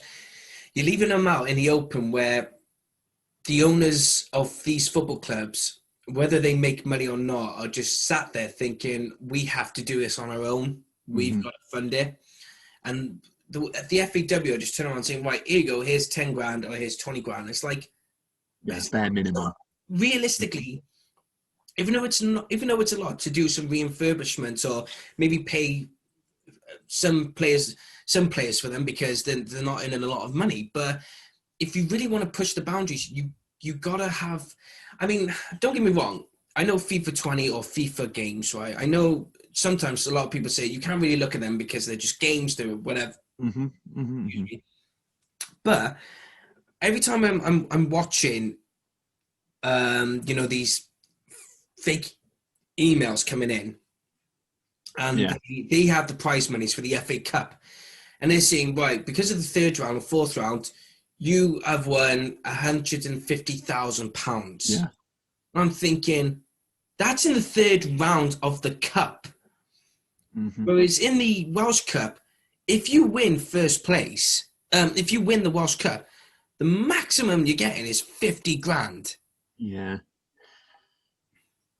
Also, I think it says it all that considering Wales' standing in the footballing world now, our domestic league still isn't on FIFA, if we're on the topic of video games. I mean, I know Jack Sargent, a member of the Senedd, he actually stood up in the Senedd and said, I think we should push for it because there are a lot of fans who might be disillusioned. If you think of someone whose local side is Connors Quay, but they can't go home and play as them, they might be tempted to support Liverpool or someone. They might be tempted to support someone that they can go and play as. I mean, I know Football Manager has been fantastic in promoting the JD Cymru Premier, but Football Manager has not got the capability of what FIFA has. Exactly. It's a spreadsheet game. As much as I loved it, there are. When I was coming home from primary school, I was playing about 4 hours of FIFA non-stop because that's what it is for. and if you can't have Chris Venables scoring in your Bala side, then people are going to lose interest. They're going to be disillusioned with their local side. I've got a feeling we've mentioned this on a podcast before of people not supporting the local side because they're not, especially now when you can't go to a match, they're not in tune with it. There's no connection there because they can't come home and just, I've got a Barry Town career mode. I'm going to sign these people on FIFA because there's no aspect of that. They're just losing touch almost. Yeah. The closest, guys, I've got my hat back on. So yeah. The closest thing that's ever going to happen with Barry making it onto FIFA are those who have actually been on loan to Barry, who have actually played in Barry, especially the likes of Akinfenwa, Mamadou Toure, Sam Bowen, because Sam Bowen's on FIFA now, but he's on FIFA. Okay.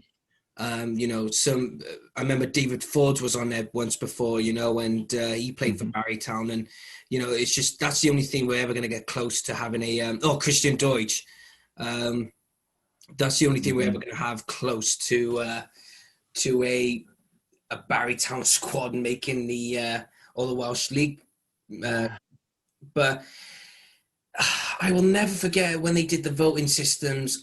For the life of me, why were people voting for the United Arab Emirates? Oh, yeah, I was going to say. Why were they voting for, no disrespect to that league, but who the friggin' hell would want to play those particular players when you got a Welsh league?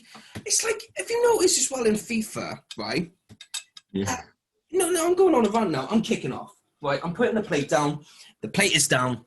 I'm kicking off, right? He means business. I mean, do you know what? Hat's coming off as well. I'm kicking off. Yeah, draw the line at the hat. I'm not having another you on Esped Rodek with your nipples out. I will tell you what, I'm putting this back on to calm me down. Right.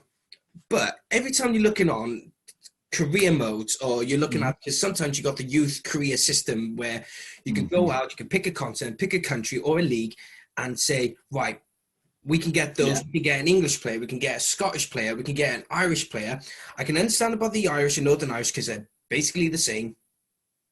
But there's no Wales. There's no Wales. Added this year, I noticed. They've just added it for FIFA 21, which is insane when you think how long it's taken. It's like, I mean, that was every time I played it. That was really sort of. I think that might be why I pivoted to Football Manager because there's so much sort of opportunity there. But that would always get me. Yeah. Where I'd think, let's have a few good Welsh players playing for whoever I'm managing, and it's you can't. I'm thankful they put it in now, but too little, too late. Really, that should have been in there a long time ago. Because how long have they? I mean, for crying out loud, they've had 2 Welsh players on the cover of FIFA. That was Ryan Giggs and Andy Legg. Andy Legg he's on the 95, 96 one? Yeah, something like that. About it. And I don't think he gets royalties out of it. He just asks for a vote. No. Criminal. I don't think he gets royalty. Well, they're not going to. I know it's a rarity now because a lot of retro game systems, you're not going to get royalties. I think he got something out of it. I reckon he got something because it was got a free copy of the game. It was an Anglo-Italian Cup match. It was him playing for Notts. It was him playing for Notts County against the Serie B side or something. And he's making a tackle, and it is a brilliant picture of him. But fair play. And I think he got something out of it. But in terms of royalty checks, no. It leaves a lot to be desired. Yeah. But I just, for the life of me, it baffles me how the League of Wales system, the Welsh League system is so undervalued in terms of the way the FAW are approaching it, the way that this year has been unbeneficial for football clubs when the Let Fans In campaign has happened. It's been undervalued, that the fact that some of these talents now are being underlooked. I mean, I'll mention Christian Doidge now. I think this is the perfect moment to mention Christian Doidge. Christian Doidge has come from the bottom, right? He's come from the bottom of Croeso Ceaig, Barry Town, when they were not, we were not even called semi-professionals. We weren't even in the Welsh Premier League. We were in Division 1. We were owned by Stuart Leverin, the tosser, right? I will say it, I don't care. You know, and then he went to Carmarthen. And when he went to Carmarthen, that was when the potential came out, right? And that's when Dagenham and Redbridge got him. Then he had a bit of a slope into the conference, but then he started to grow. As soon as he went to Forest Green Rovers, well, that was it. You know, he's shown his potential. He's shown what he was capable of. And then next, you know, Bolton, unfortunately for Bolton, you know, things didn't go as planned. But for someone who said, I played for Bolton Wanderers, you know, and now he's at Hibernian, he's scoring goals for fun. Why isn't Ryan Giggs, for the life of me, if it was just for one cap,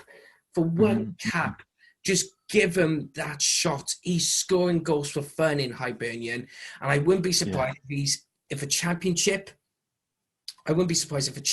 side or any club would, Yeah, I could definitely see him moving to maybe a League One side, but even then he's playing Scottish. You know, he's doing well, and I don't know whether if it's sort of snobbiness of well, it's only the Scottish leagues. I'm not sure if that's the issue, but I would definitely have him in there. And now that we're seeing, I mean, in terms of, we mentioned the goal generation earlier, but we've got Mark Harris playing for Cardiff. We've got Liam Cullen playing for Swansea. And all of a sudden we've got Luke Jeffcott at Plymouth Argyle, who is, I think, the second top scorer in League Two. I think he's got something like 12, 13 goals this season. 15. 15, my stats are out of date. But now that we've got these three, as well as Kiefer Moore obviously starting, Gareth Bale's do a job there, Sam Vokes, you'd think that now Tyler Roberts can play there as well. You'd think that now surely is the opportunity, because he's in the mould of Kiefer Moore as well, albeit he's only 6'1". I think Kiefer Moore's 6'5". I mean, when I met him, he towered over me, and he's played basketball for Wales as well, and surely that is indicative of his height. You know, he'd be one of the few people in the world to have represented their country at two separate sports. For that alone, he should get it, surely. I'm not sure why Giggs and Page have opted against it, but I certainly would have had him. That USA friendly would have been the perfect opportunity as well. I would have certainly had him in there now, and I can just hope that Mexico game is his maiden outing. Let's put it this way. If people are saying it's only the Scottish Premier League, right, and the ignorance coming from Welsh fans saying it, I will ask them this. Why do you approve of Josh Sheehan and Tom King in League Two, who are the next, if they went down, I know Newport are thriving, but if they went the other end, they would go into the conference, right? Why call those two up instead of Christian Doidge, who's scoring goals against teams that are perfectly capable of competing in European competition? I'm not saying in today's time, if you were going back into the 60s and 70s then, because of Aberdeen and Celtic, just dominating Europe and everything, but you know, who are perfectly capable and financially stable to go up against, you know, clubs like Celtic and Rangers and Aberdeen and that, then obviously, you know, what is the difference? Well, if someone, no disrespect to Josh Sheehan, but someone came to me and said, Doidge or Sheehan? Doidge, obviously. Yeah. No offense, I know. But that's just me. Sorry, I'm going a bit, but no, I do get what you're saying. I suppose the Barry Town link is maybe adding fuel to a fire here. But you know, he scored against Rangers earlier in the season, 20th of September. He grabbed a goal against Rangers. If you see how well they're doing, not just in Scotland, but in Europe as a whole, you know, they are doing very well. I'm begrudged to say it. I mean, due to politics, I think both of us were not the keenest fans, but they are doing well. You've got to say, Steven Don't get- Gerrard's doing Yeah, quite a good job. Yeah, yeah. but Don't get me wrong. Don't get me wrong. I'll probably talk of this about you a bit more in depth when we go off this. I'll tell you a bit more. But growing up, and still today now, regardless of the politics, I've always wanted Rangers to win the Scottish Premiership, only because I didn't look at it as politics or anything like that. I just think Celtic's won it so many times, and I know I got friends who are Celtic supporters. I know you're a key Celtic follower and everything, but because I know John Hartson and Ceaig Bellamy, I know Joe Ledley. I mean, I only rooted for them when they were playing because they were Welsh and everything. But I always wanted Rangers to win it simply because when you hear Celtics, like they're winning all the time, then you got Rangers. But now, if when they win it, I won't care. I'll just go on to Aberdeen then. Come on, you sons of bitches, come on. But that's only because, with Rangers, I don't support him. I wouldn't follow him. I mean, I dread to think I'd rather jump off a 5-foot bridge, bridge into a pile of crap than support Rangers or Celtic. Yeah. But that's just me. I'll tell you a bit more off the camera. But to those who do follow Rangers and Celtic, it's nothing personal. I just, I believe in the underdogs, and I don't look at Rangers and Celtics as underdogs. I look at Aberdeen as the underdogs now, the sleeping giants, if you know. Yeah. I suppose my sort of blinkered view from not only a political standpoint, but also knowing so many people through Twitter, so many of my sort of closest friends on there, if you will, who are Celtic supporters or follow them closely. Especially this year, become more I've gravitated towards them more. So, that's why I'm almost a bit partisan when it comes to being anti-Rangers, but that's also because I disagree with the politics. And from the Rangers fans I have encountered on Twitter, I mean, obviously I'm not trying to generalise. Of course they don't speak for the majority, but those who I have seen representing the club, shall I say, it doesn't bode well, if that makes sense. It doesn't give what's the word? It doesn't shine a good light on them. Yeah. They're not presented in a positive light, really. Yeah. But still, for Christian Doidge to get the equaliser and 2-2 draw against them when they're thriving this season, you've got to. If I were Ryan Giggs, I would have sat up and had a look a long time ago, especially when now that Kiefer Moore is injured. Were we to have an international in the next few weeks, sans Kiefer Moore, I would definitely think he was ready for it. Yeah. I ideally would have a friendly first week to get acclimatised, but I definitely think he should be given an opportunity on the international stage. I think he's more than ready. Yeah. No, absolutely. I completely agree with you. On this, thumbnail, though, I'll probably be doing, there'll be literally, pictures of Doidge, the league, this. Oh my God. But, I completely agree. Christian Doidge, it's inevitable. And I'll say this, I'll conclude this Doidge debate right here, right now, that when he gets the call up, and I hope he does, but when he does, that's how positive I am. Mm-hmm. He would be a bigger key example of why people should not be overlooking or turning their sight away from the Welsh League. Because he's come far. He's worked his ass off. He started from the bottom, now he's here, no pun intended. But it is. He's done that, and he's a key example of why we shouldn't be overlooking him. Mark Delaney. Mark Delaney as well, and like I said, because I'm so into it now, I won't be able to stop. But even, this would be in the next few years, but Mo Torre, after he was released by Newport County, he's gone to Salford now. He was essentially made at Barry Town, wasn't he? He's on loan at Marine FC at the minute, isn't he? Not anymore. Was he not? And this is where I'm going to go into another freaking rant. I'll tell you this now. Oh, I've set you off. I've lit the fuse. No. You lit off a fuse now. Problem is, he was doing brilliantly in Marine.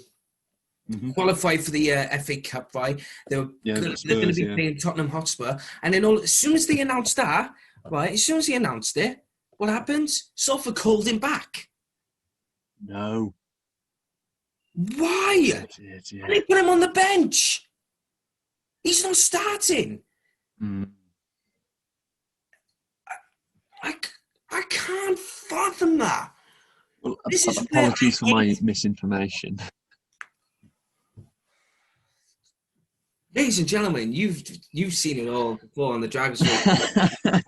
What a treat. You see me eat my potatoes, ham and peas, You see me ranted a few times, but this is why I love having Luke on the show as my co-host, because me and him just have fun doing it. It's purely for fun. It's nothing serious. But I know I've travelled with Mo Torre. I've been on the same coach as him. There were pictures of me and him on the coach, and I've spoken to the guy. I've sat with him, and he is one of the most gifted, talented, most down-to-earth person and a footballer you'll ever meet, right? He deserves so much better. One of the best goals I've seen was his overhead kick against Kevin Druids when we won 5-2. And Salford treated him like that. I know they give him a contract, and that's good on them. That's good on Salford. But it's not good on Salford the fact that you've just literally cost Mo Torre an opportunity to play against a Premier League side. Not just any Premier League side, but a top 6 team. Managed by Mourinho as well. Managed by Mourinho. Yeah. With Gareth Bale. Yeah, Ben Davies and Joe Rodon would have been.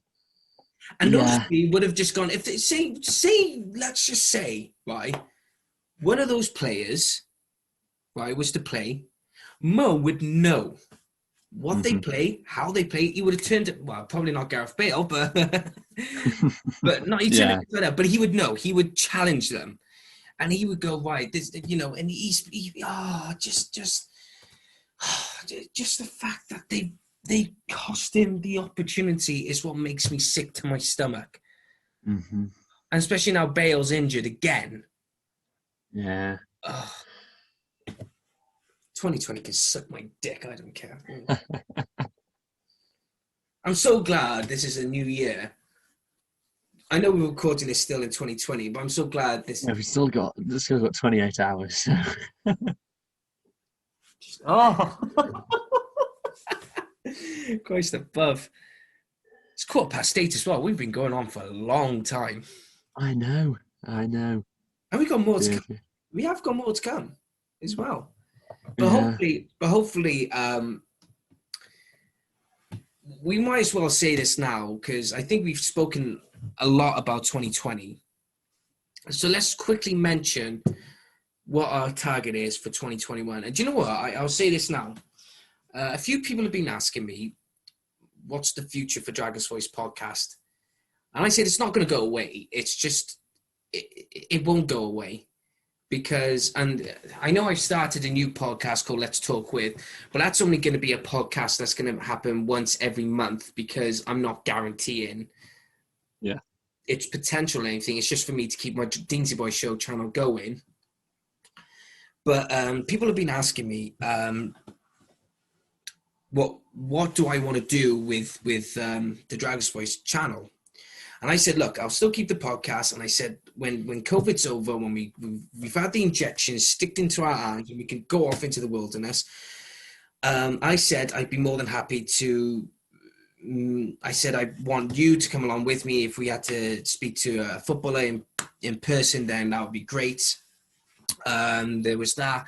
I said I'll be doing Wales vlogs. So, someone said to me about sponsors. I've tried. I put it this way. I've tried with sponsors. I've asked people how they got them. Problem is, my podcast, it's not got a huge following. It's not got many subscribers. It's not really the it factor, but it's there. It's something, and I don't care. I'm happy with it. And people have mentioned you. People have mentioned you. He said, "Oh, what about the They said, Yeah, all good, I hope. yeah, no, it was good. I said, look, and I'll be honest with you now. I said, every time I've not got a football guest on the show, if it's a footballer who I've not got, I said I'd always bring my co-host. I always say I always bring my co-host on the show, Luke. And someone said, oh, would you do vlogs and everything? I said, look, we'll do anything, right? When it fits our time schedule and everything. Mm-hmm. I said, I said, you're more than welcome when COVID's over, obviously. Yeah. I said, you're more than welcome to come to the house, we do some vlogs, some podcasts. I said, you're more than welcome to do that. I said, and I said, hand on heart, this is the God's honest truth, Luke. I said, I'd rather go 2 Wales away with him than anyone else, because that way then we know what we're doing. Yeah. We know what we're doing. And I said, then he can drag me back to the hotel and just plonk me on the floor. Oh, Rhys, no, like that. But no, I said I got loads of ideas. I said I wanted to do a specific charity work for a Welsh charity for Tea Haven. And someone said to me, what was the idea? And I'll say this now, Luke, as we're seeing it live. I said, the idea was we do a 24-hour podcast. I know you could talk for that long. I know we could talk for that long. But I said though, when we do this 24-hour podcast, we have to start it at a time where we're comfortable, we're okay. We need to be comfortable. We need to be we need to have more than 3 guests on the show.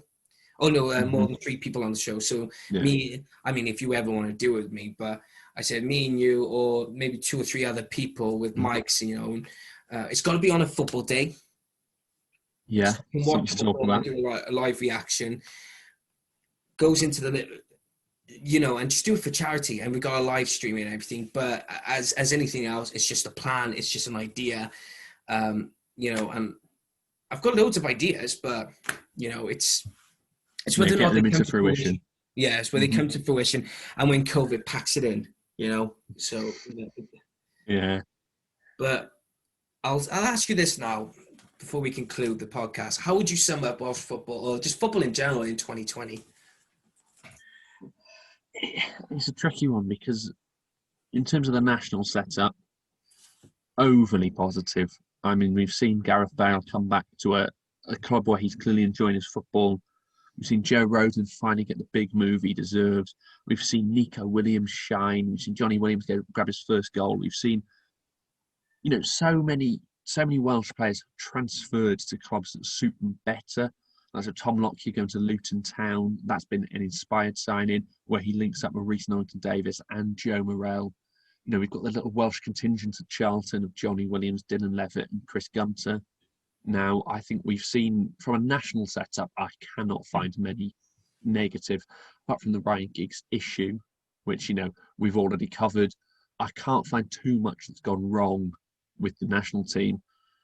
From a domestic point of view, then, with the early curtailment of the league and TNS threatening legal action because they didn't get their way, sort of throwing the toys out the pram, I think that reflected badly on the rest of the sides. And then now it's postponed at the minute. I'm not going to get overly partisan here, but I think whether the Welsh government I suppose it's an issue. It's the same issue as the FAW that we've mentioned. The domestic game is consistently overlooked in Wales. And I think that has led to a lack of finances, a lack of support, a lack of opportunities to play. And I think that has sort of caused a lot of damage to a lot of sides that might not be remedied for quite some time. 2021 is a new leaf. Fingers crossed. Obviously, it's not going to all click into place on the 1st of January. It's not going to completely change overnight, but hopefully we will get back to some sort of normality. And hopefully then we'll have learned from our mistakes. We've had a mirror shone on us in quite a cruel light. We've seen ourselves and what we are. Hopefully now Welsh domestic football will have more support and more of an opportunity, more of an outlook, really, to grow the game as a whole. I think if we don't capitalise on this chance, then the only way is down, really. But I think this could be a fantastic opportunity for Welsh domestic football to bounce back after what's been such a turbulent period. Well, we can breathe now because we've covered a lot. Yeah. That's it. I'm off for my curry now. Absolutely Hank Marvin. See, haircut, no braces. Oh my God, I know, changed man. we've changed a lot. But guys, just want to say thank you for the patience for this podcast. Thank you for tuning in to the Dragon's Voice podcast or the Dragon's Voice channel. Please make sure you follow us on Twitter at Deansy_boy. Luke, what's your Twitter? Luke Williams _29. And make sure you give us a like, share, subscribe to the channel. Make sure you follow us on the original Twitter, Dragon's Voice 20. And guys, I wish you all a very good new year, 2021. I hope, it's a good year. I just hope it's a good year. No more negatives, no more politics or anything like that. I just hope we shine as a human race. Let's just say as the human race, we shine. And in the football world as well, we can get back into zombie nations and SA brains and bucket caps and away trips. Because I am dead on looking forward to Czech Republic with you, Luke. And hopefully, just stay safe, guys. Come on, we'll get there. I've not enjoyed a few of the things that have been decided or said, but we got to carry on. That's it. But anyway, thanks for watching, and we'll see you all next time. Take care.